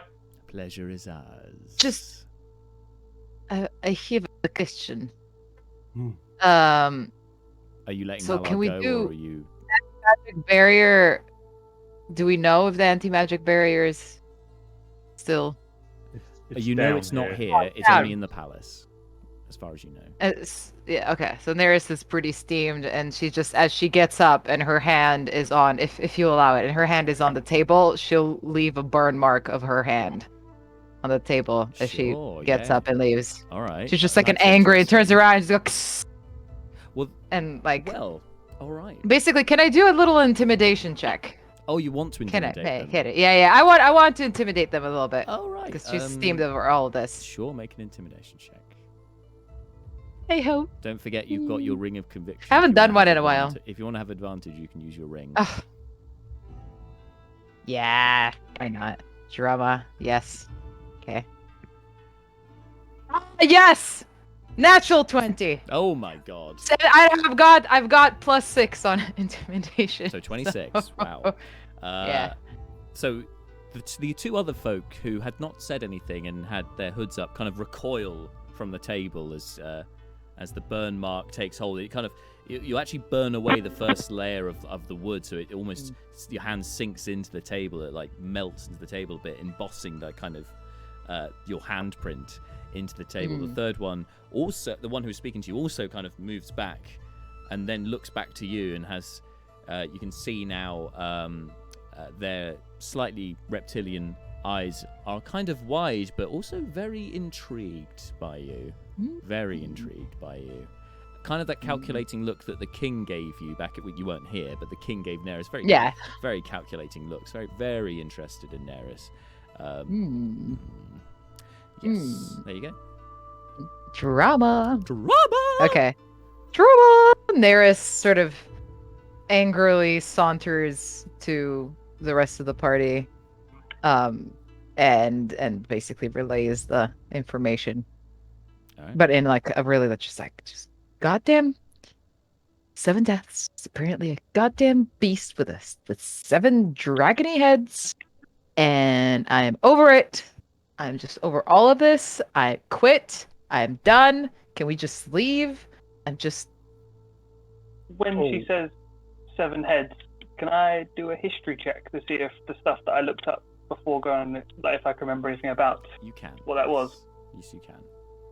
It's going to be a difficult check, Ooh, but you can. yeah, no, not good. 9. It's not ringing any bells. You're like, how many heads did the basilisk have?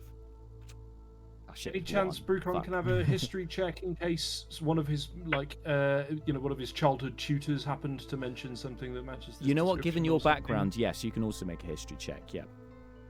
Cool. Let's see what we come out with this. Oh, okay. That was flirting with being a terrible roll, but in fact, it's a 21. Ooh, 21. Okay, with the 21, you remember. Unfortunately, this doesn't give you any more information than Neris has ascertained. However, now you get that information because she hasn't relayed it all to you. So you had heard of a many-headed creature, like in history lessons, but it was meant, it's more folklore really. It was, it seemed a mythical creature that brave warriors would try and fight.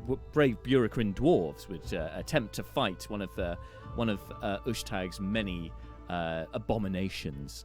Yes, you had heard of a many-headed dragony beast, but you didn't get anything from that in terms of weaknesses or how and if it was ever defeated. In fact, that seems to be conspicuously absent, actually, whether it was defeated at all.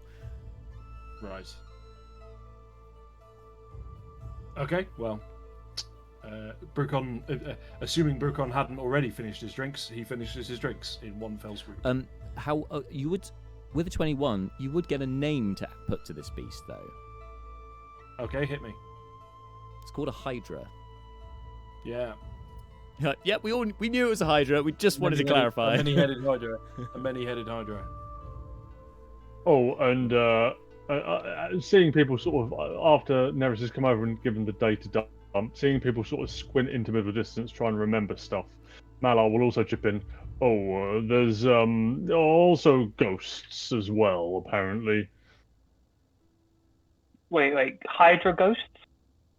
Oh no, the ghosts of the things slain by this 7 deaths. Oh, I hope we don't become ghosts too. I don't know how to fight ghosts. Can you stab them? No. Well, Malar. Apparently, Brina, that is a very real possibility. They said, "Do not tarry." Oh. Well, So I guess jump into the pit and last one to the Hydra as a ghost. Well, I guess if we work together, we should be successful. I mean, we haven't failed before, have we? Okay. We'll And handle Nara the just Hydra, looks away and thinks about the Malar? time she died. Which Brina has no idea about. Yeah. We'll all handle the Hydra. Malar, you handle all the ghosts, so that's your area of expertise. I will do my best, Mr. Seth. Yes, that I anticipated this would be my my burden to bear. Cool. You deal with all of them. That's it. Great. So, the item goes off again. Oh, Mr. Seth, be careful about that. But I don't think you can stab a ghost. I'm pretty Can sure if it helps, I'm pretty sure I can punch them. God, Reno you're just cool. looks at Brugal. What? You are so cool. Oh yeah. Brucon has been sitting on a burp, but he has just, I reckon, at this point, necked all 3 of those. Yes, you do Bible. need to make a constitution check. Well, 3, sorry, because each one. Oh, one per drink. Oh, magic. Okay, Well, here yeah, we go. it was a potent drink, Roll as you these. recall. Gonna roll these en masse. Ooh. Holy shit. Okay, so the worst roll there was a 13. Then we have an 18 and a natural 20. All right, so natural 20, bam. On to the next one, no problem. First drink, didn't even feel it. Second one, 18, great, not a problem. Third one, 13. I'm fine, it's fine. I'm fine. Oh, yes. Got a bit of a kick, but you're okay. That's Brucon's ideal operating situation right there. That I'm fine, this is fine. This is fine. I'm a little bit hoarse, but otherwise unaffected. Yes, sold. Excellent. Fieriness in the throat. Lovely. All right, so you neck your 3 drinks, and everyone's had their moment of pondering to the middle distance. What are you doing? What are you doing now? Yes, you should Head back. go back. Get ready for the morning. Did you want to go by the casino on the way? Place bets? Yeah, I mean the language issue is real, but let's give it a go. All right. So Neris so- asks the guard for directions, Okay, we shall lead you out. and then just automatically grabs his arm.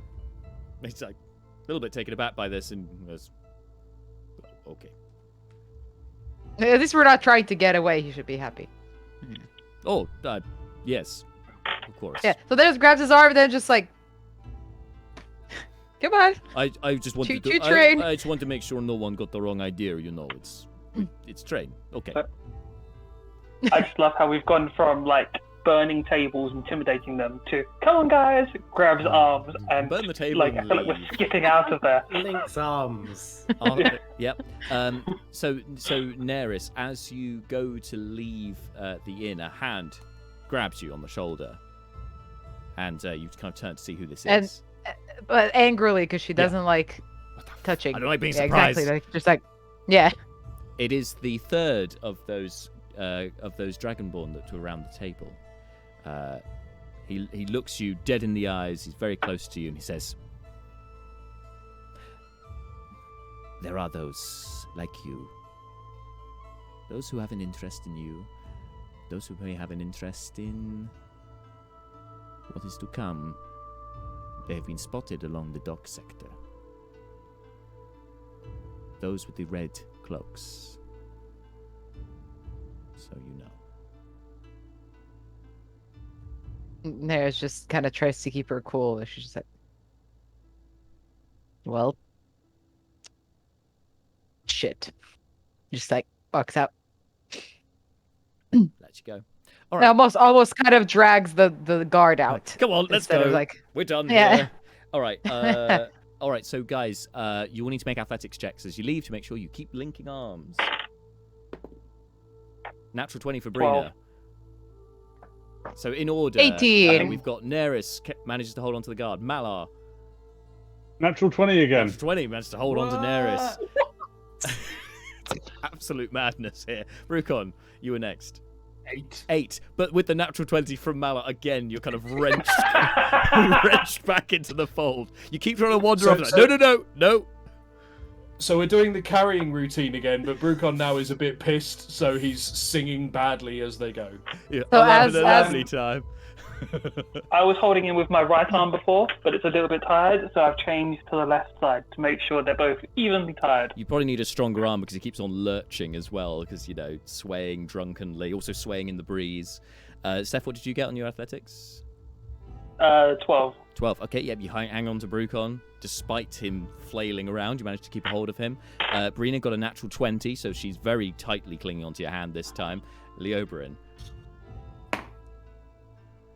12. 12. It's getting better. Again, you're good, and Brina's also clutching very tightly to you as well. And she tries to copy Brucon, actually, and tries to swing up. She's like jumping up, like, yeah. Well, as this is happening, Neris just kind of like cocks her head over to Malar and said, like, the red mages are here. Oh, Ms. Neris. Oh my. Okay. One terrible thing at a time. Now, if we all die in the pit, it'd be great. But maybe they won't want us to die just yet. Okay.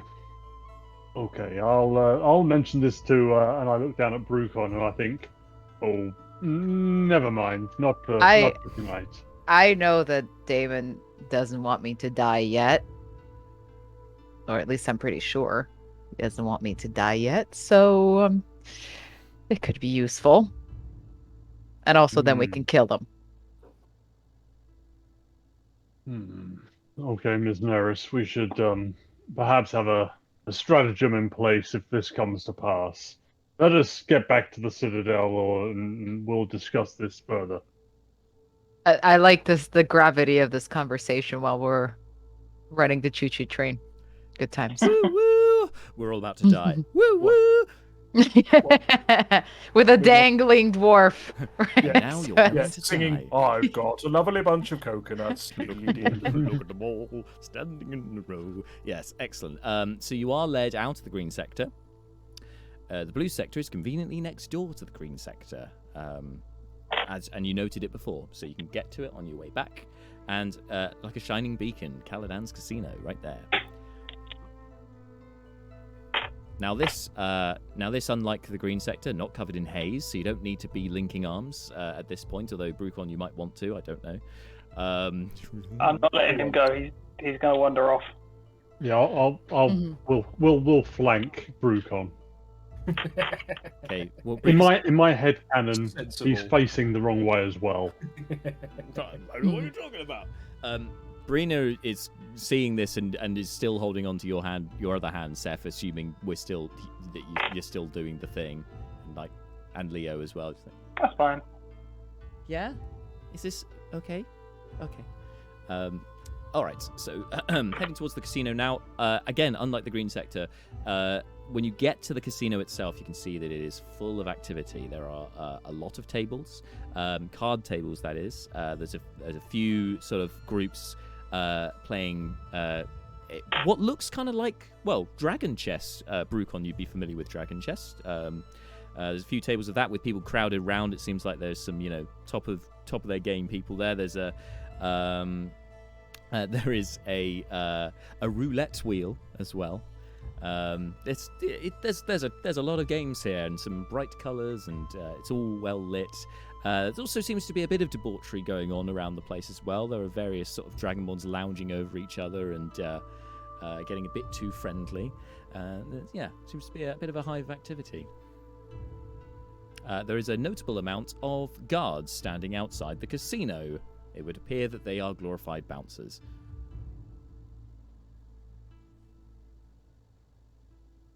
Stop. Oh. Hello? You wish to enter casino? Yes. That's why we're here. Okay. It is 5 jet dragons per person. And you can exchange coin for chips over there.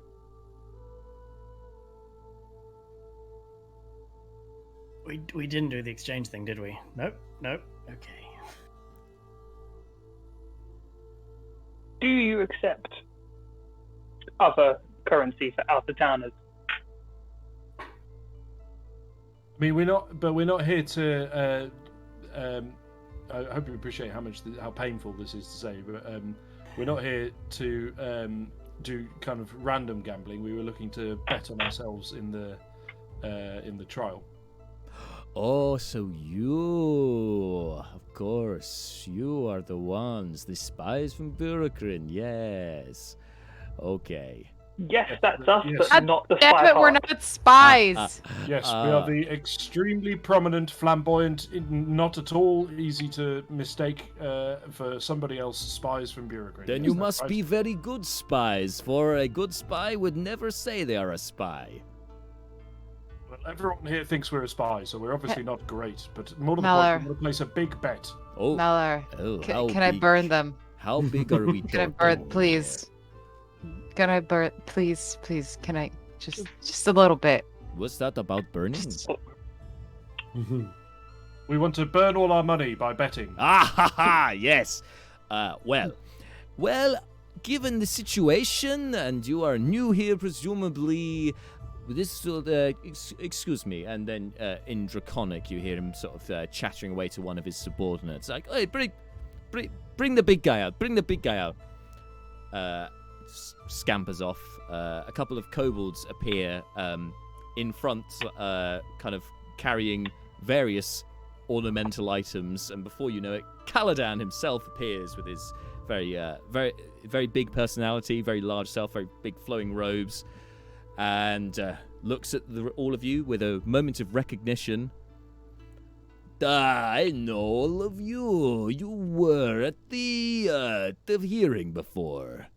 Yes? Yes, that's us. So are you. You're apparently the head of state security as well as in charge of this gambling establishment. That seems fine. I have fingers in many pies. Many pies. Yes, obviously. Yes. You are looking at the Well, inside richest check. man, the richest dragonborn in all of the kingdom. Yes. Then you're who we need to place a bet on our victory tomorrow. Yes, I take it you don't have any of the Dragonborn currency, no? No, we're What doing an that. observation. Oh, I see. But we're This gonna- one has a sense of humor. Well, hopefully that stays intact tomorrow. But less At about this, that. Brucon, when he says that, Brucon leans over to Neris and says, Drez was like this as well. They've got a really weird sense of humour. But because he means to whisper it like quietly, but he's pissed. So instead he announces it to the entire casino. weird sense of humor. Like, okay, Jake, you're got a hell of a lot of bliss right now. It's that loud. Okay. There's just like stares at him like almost like blankly, like okay. So We're fine. Everything's fine. So, you know, if you are going to die tomorrow, you must live for today. That's what they say. So, I can of course exchange your currency for you if that would be of interest to you. Well, let's Yeah, talk yeah. I odds should be first. studying. Thanks for tuning in. Saying says everyone looking fabulous. Hope everyone's doing awesome. Thank you. I hope you are as well. Yeah. Yeah, Brucon's reply to Caladan is, well, let's talk odds before we talk about exchange rates. What would you offer? Ooh, this one's not green about the gills or the scales, depending. So, Those either. ooh, so you, the 6 of you against the 7 deaths. Well, in terms of an action economy, I would have to say that the 7 certainly would beat 6, but There's also we hear about there's a ghosts factor apparently as well. There's a sort of supernatural element going on as well. Ooh, it's boogly scary. Yes, and we're quite the adept warriors. And I'm gonna pull out one of the daggers, and I'm going to try and do like a throw up and catch it. And I'm going to purposely fumble and be like, "Yes, we're very good warriors." As you Brucon's fumble, like, Seth, shut up, and then he does it, and Brucon does a backflip and falls flat on his face. Okay, so what happens, right? Seth throws the dagger up. Brucon does a backflip. As Brucon lands on his face, Seth fumbles the dagger. The dagger is about to hit the floor. In fact, right near Brucon's face, actually. Well, his head. And suddenly it stops, and you see Caladan's put out his hand. And you see a ghostly hand is holding the dagger. Then floats it back up. Yes, thank you. We're quite usually good fighters. Just going to make a little insight check against you guys. So can you make a deception check, Seth? Yes, I can. Deception. 19. All right, that beats his insight. So, all right. He just looks like there's a moment that kind of where the seriousness has come from him summoning the mage hand to then looking between the two of you. Then, yes, of course, adept spies indeed. So I think if I were to make. If I was a betting man, which I am, I would say that So, I would imagine odds on you to beat the 7 deaths, the undefeated 7 deaths. Let us not forget. I would put your odds at. Well, you are an outsider.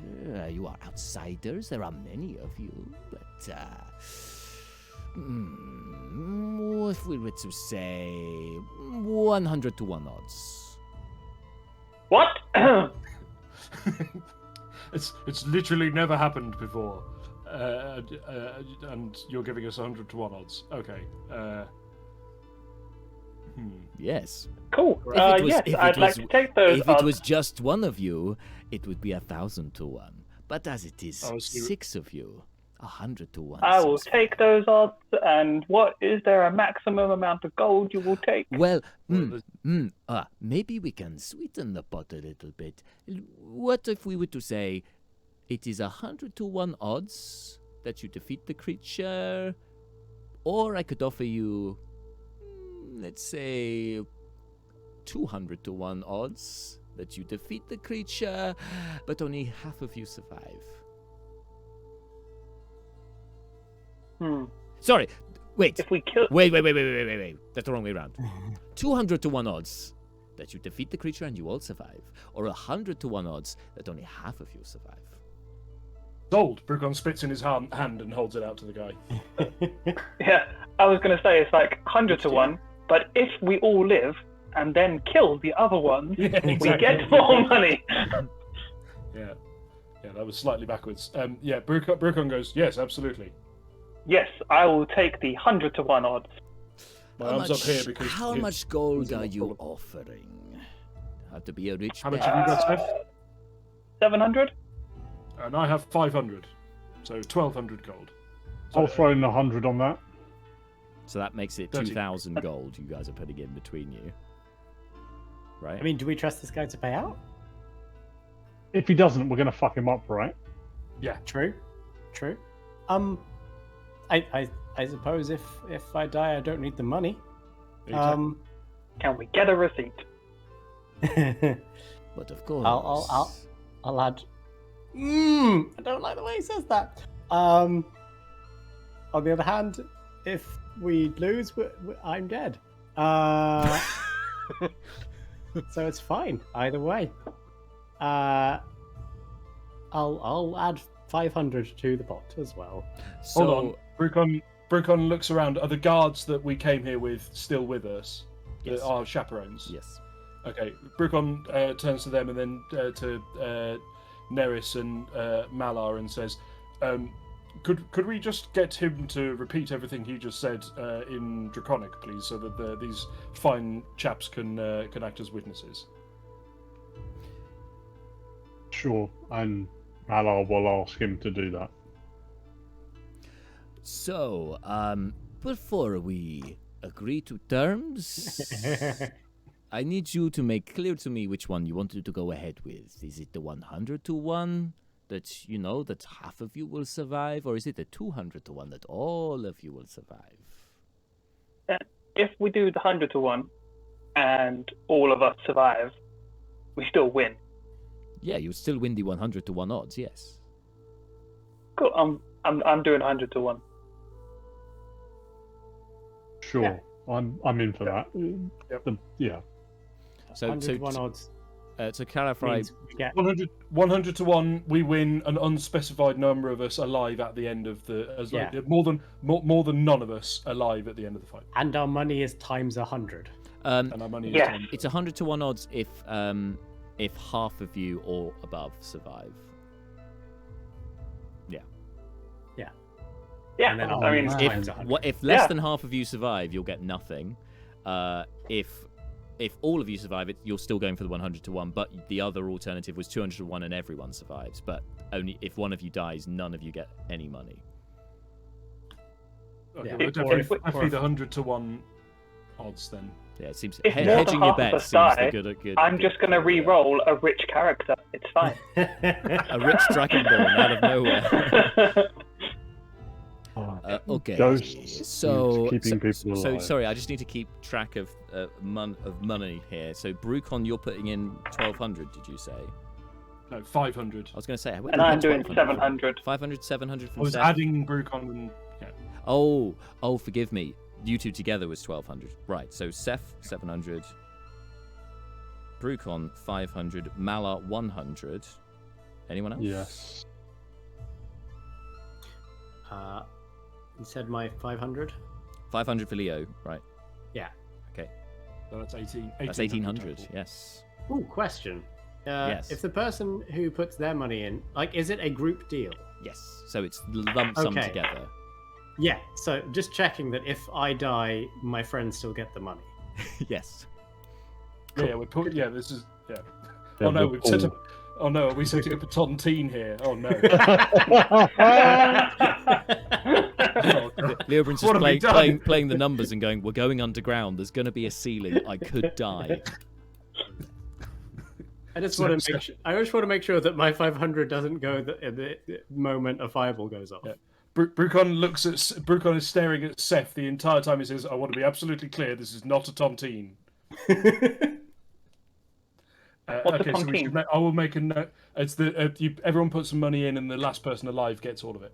Ah. Well, I can get all the money. No, we're not. Oh, I didn't even consider we are that. That's the thing. Again, we are not doing that. We also can't, because if only one person Gotcha. survives, And I wink at Brucon. if only one person survives, no one gets the money. Um, Well, this drag guy does. Can I? Dragonborn. And Brina offers a little coin purse as well. We can make it a nice even 2,000. I have 200. Okay. Pops it in. Thank you, Brina.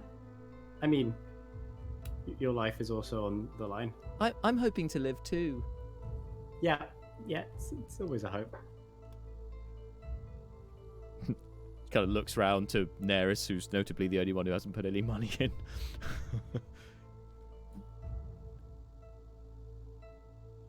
You are muted. She looks around and because she doesn't like gambling, really. Fair enough. It's not fair enough. Prepared to be the poor one in the party. How much has everybody contributed? Sorry. It 2,000. varies. There's 2,000 in total, but like for instance, Maloro put in 100, Brina put in 200, Leo and Brucon put in 500, and Seth put in 700. I'll throw in 100, but reluctantly. Kind of like she has an icky feeling about all of this. We're all gambling. Especially according to knowing that there is the red mages are there as well, so she might, regardless, not. The odds are stacked against her. Enjoying this money. The odds it's with are a heavy 100 to heart. 1. They are stacked very high against us. Even more so against Neris. This is good. This really, yeah. I'm looking forward to this. Oh, good. I mean, the chances that this guy gives us 200,000 gold if we survive this fight. I honestly, I'm even if it doesn't happen, I'm willing to fly close to that sun. Because, Yeah, just let's try. Yeah, this is So- an insane amount if we don't die. Rides to through all of our side quests in a golden carriage Absolutely. Yeah. with 8 white horses that are also magical. Dude, I will buy you a baby Hydra to raise if this comes out. Yeah. Oh no! Yay! Brucon. Because you know why? We can afford it. Yeah, Brucon rocks up to every encounter from now on, head to toe in fur with a pimp cane. And grills. Yeah, absolutely, 100%. And a perm. Blacked out about. I'll sell drugs to the community. Anyway, sorry, All right. So Caladan grins to all of you, like counting up. Okay. Offers the coin. One of his kobolds brings up a chest and they dump all the money in there. He tells him to count up the gold and say, so let's draw this up then. And the mage hand grabs a quill and he holds up some parchment and starts writing what he wants to be written.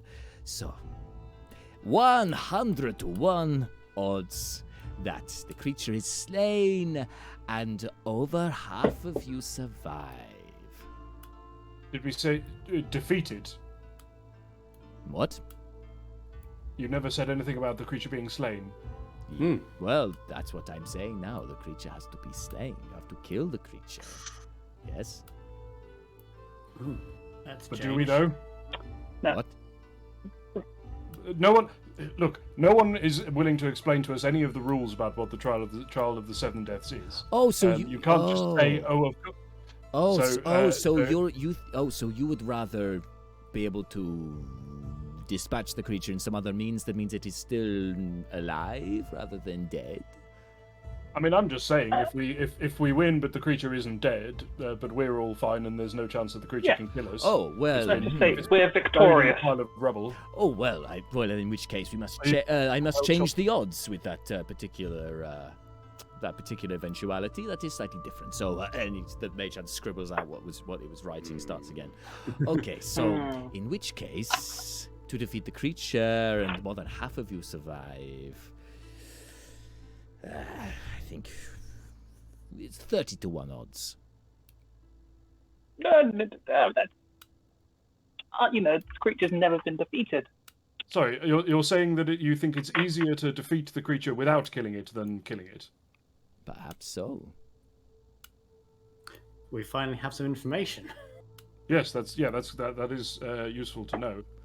Okay, what do we think, chaps? I mean, if you keep questioning the And deal, ladies. I'll just keep lowering the odds. So, Well, no, you changed the deal like midway through, like just as you had written the paperwork down. You suddenly changed one of the words. Very important. I'm sorry, and the mage hand scribbles out again. So 20 to 1 odds, yes. Okay, let's go, guys. We're taking the guy and running away Rukon turns around and walks away. without the deal. Yeah, absolutely. Yeah. The money's you put the money in the chest. No, we got it out to Oh, show okay. him. We didn't give him the money before we've even agreed to the friggin' bet. Like, no, absolutely no. Have I handed this guy my money before I've even agreed what the contract is? Okay, no, that's totally fine. We showed him the money. Yeah, that yeah. we The had kobold but was counting the giving- money. Yeah. Yeah. Yeah, that's Rukon totally turns around fine. and walks away. This man does seem like a horrendous criminal.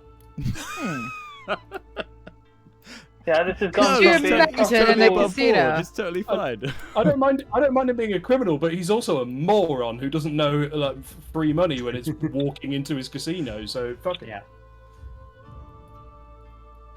Does he respond to Brucon walking away at all? Are the rest of you staying, or are you going? with No, Brucon? kind of like following Brucon. Yeah, we thought we were coming to a reputable establishment, not somewhere we're trying to con us out of our thing. No. Sorry, we were mistaken. I'm sorry, you bureaucrat types don't have the sense of humor. Come back here. None of us are from bureaucrats. Let's be clear. Hang on. He doesn't need to very know much that. from Bureaucrat. As is Malar and technically Brina, I guess. Well, Malar's been a resident of Burikrin for a long enough time. He's, Anyway, Okay. no. Okay. It is part of the negotiation, So, defeating the creature is not the same as slaying the creature. Now, I do not know that much about the creature, only that it has not been defeated yet. But, nor has it been slain.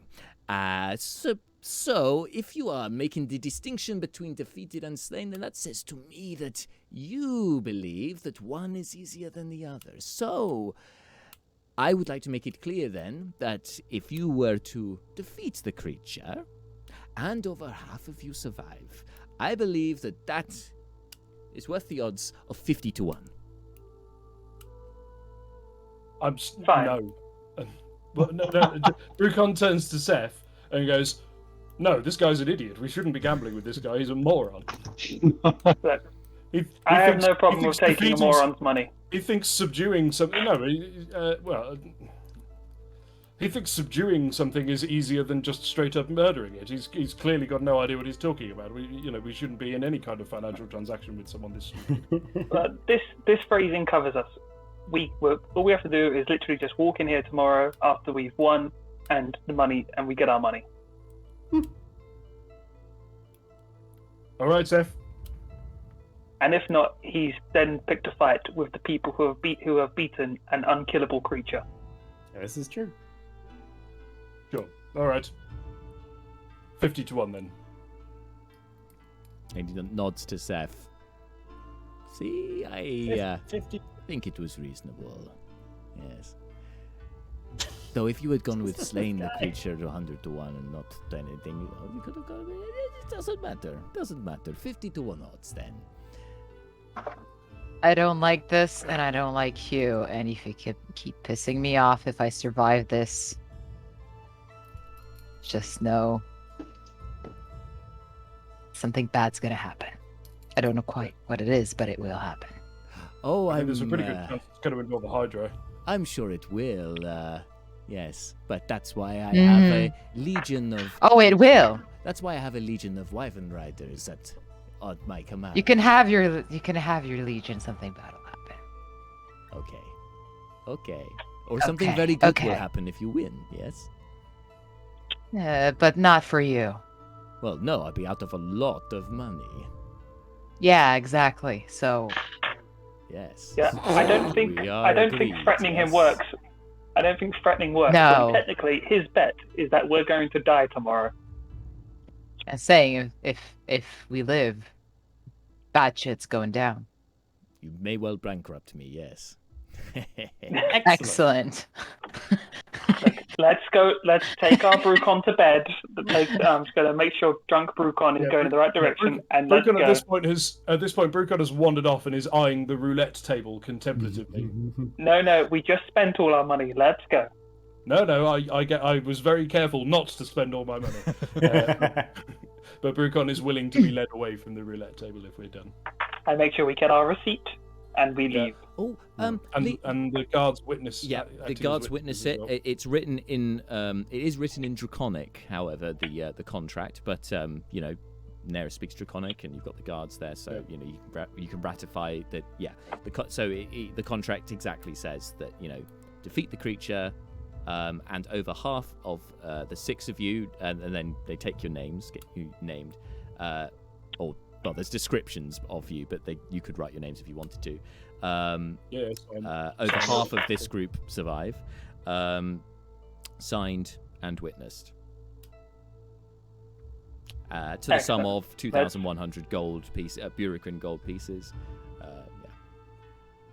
Puts it in his chest and goes, "A pleasure doing business with you, and best of luck for tomorrow." Yes. Does he have like anything like something placed on top of like a table or podium or something, anything nearby? Does he have what, sorry? Basically, Neris wants to passive aggressively while like making unblinking eye contact, like just tip whatever he has, like a pen or something small on the table. Just like, that's right. Well, you're standing you're standing outside, but there are. Is there like a vase or I'm afraid there a little statue? Well, no, but there are There are 2 kobolds, one of which has the chest where the money has been put in, and the other of which has parchment and quills and that kind of thing. You could knock into them, I guess. I'll just like Neris will just like take the top parchment on that little pile that they have, if they have one, just knock it off, but like make eye contact with the guy, just like, that's right, bad shit. It's here in Draconic him just shout at the kobold to pick it up before laughing away and turning around and heading back into the casino. And she turns around again, like multiple times as she's walking again. It's just like every time, just like, that's right. No, grabbing Brucon, grabbing Neris, exactly. Walk away. Like being dragged away. There's all that. All of that. Meanwhile, Brucon's There's something snapping in Neris' brain. What are you talking about? I've been dragged. Just a bit of roulette. It'll be fine. You eventually are dragged back to the palace.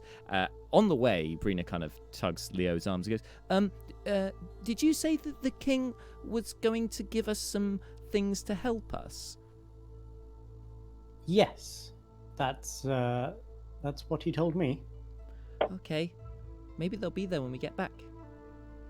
Yes, they'll be delivered to our rooms at some point. Maybe when we get our stuff in the morning or secretly at night. I don't know. What time is it? Planet looks to the skies. Bong, bong, bong. They have some sort of It's 4:20 timekeeping system. They have some all of the watch and all's well. No, you don't hear that. There are, but you do hear You hear 11 bongs, but the last bong kind of pulls into focus where the bonging is coming from. You see, as you are passing the bronze sector, there is a small stool which you hadn't noticed before, with one sort of hunched over, very thin-looking figure in a very large sort of black cloak, hooded cloak. They have arranged on their stool a bunch of coffins. and they have in their one sort of very thin, pale hand a very small bell, which sounded very loud from before the bong, and then you see it, and it's a tiny little bell in their hands. And they don't look at you, this creature. They continue looking at their stool, tending to what they're doing as you go past, but you all hear them say, is your time up tomorrow? Hopefully not. We're just going to fight the 7 deaths. I'm sure it'll be fine. Exactly. Just don't tarry. That is. Oh, is that a secret code? Oh, What no. do you say? Don't parry. Don't tarry. Don't tarry. Don't wait. Don't stay in the pit longer than you have to. Okay. If you want to pass to the other side, then you don't want to be stuck in a haunted place. Oh, right.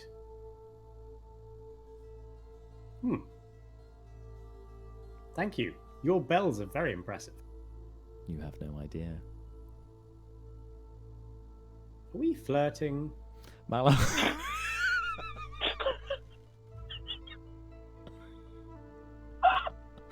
Oh my god. Chat's lit Sorry, up. Mala, can you make a religion check for me, please?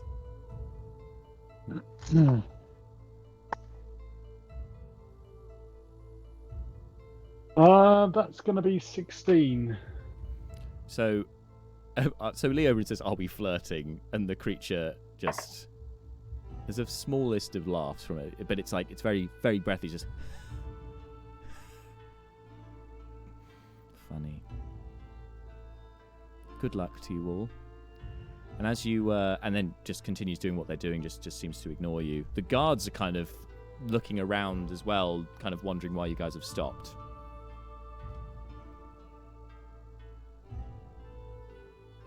Oh. Do the guards look like they can't see Make the perception people check. we're talking to? Is it just Leo who can see this thing? No, Or you can we guys all- you guys can see it, yeah. 18. The guards don't seem to be looking directly at this creature, no. Okay.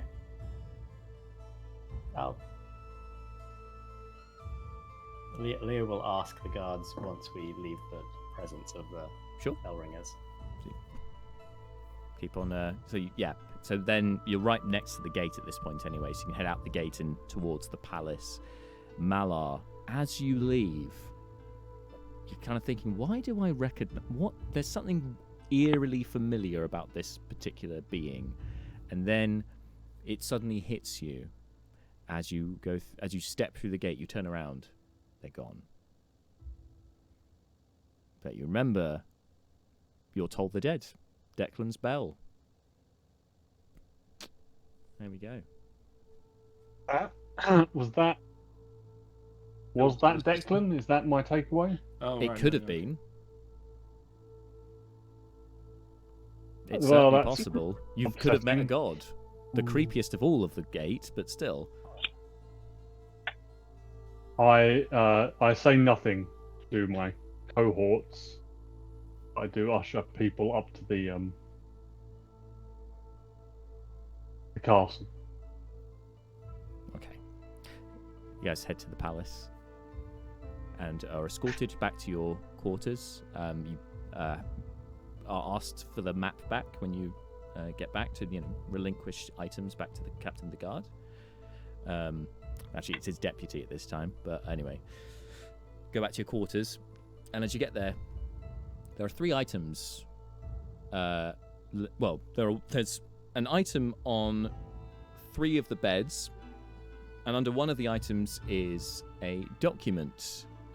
It is written in common, and it says, for the eyes of the Loranlak High Council at the top. And carries the king's seal at the bottom. Leobrin, this is your waiver for you to sign. Ah, right. The other, sorry, yeah, go ahead. Oh, yeah. I mean, Leo will read it through, and if it all seems hunky dory, we'll pop his name at the bottom.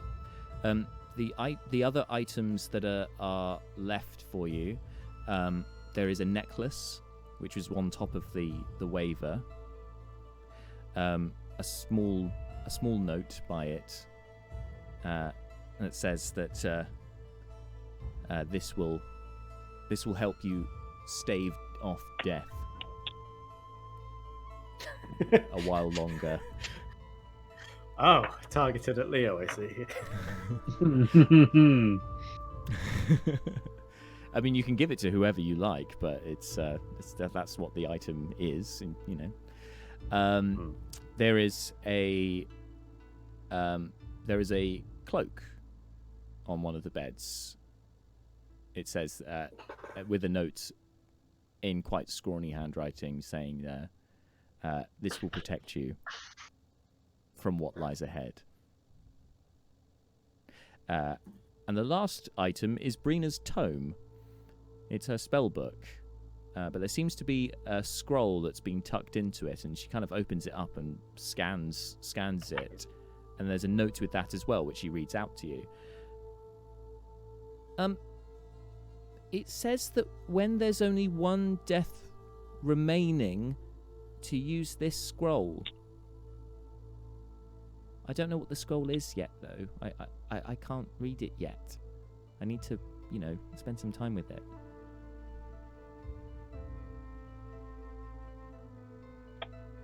Okay. Brina, you would better identify these items before you go to sleep tonight, and while you're doing that, the rest of us should consider our activities for tomorrow. I'll have to go outside the palace to do it, but yeah, I can do that. Okay. I'll go with Brina just in case. Thanks, Seth. Shall we do battle planning off camera? Next time, yeah. I think so. 'Cause Yeah. This is a good time to wrap up for tonight. Yeah. With your various items of assistance. Yeah. And yes, you kind of are about to make your plans and then get some sleep before facing what's to come in the morning, the trial of the 7 deaths, which we will be bringing to you next week. We don't have long to wait. Next week, because we'll be back on our normal schedule. So from next week, it will be fortnightly again. So we will be, back to our fortnightly slot. So we'll see you next week, same time, 7:30 p.m. BST, because we're in summertime, here on the channel. Thank you very much for tuning in. Hope you've enjoyed, you guys in the chat. Thank you guys for playing, and I hope you've enjoyed yourselves as well, because I certainly have. So that's it for us. Until next week. Whatever you're doing this week, stay safe. Have a good one. Bye. Bye.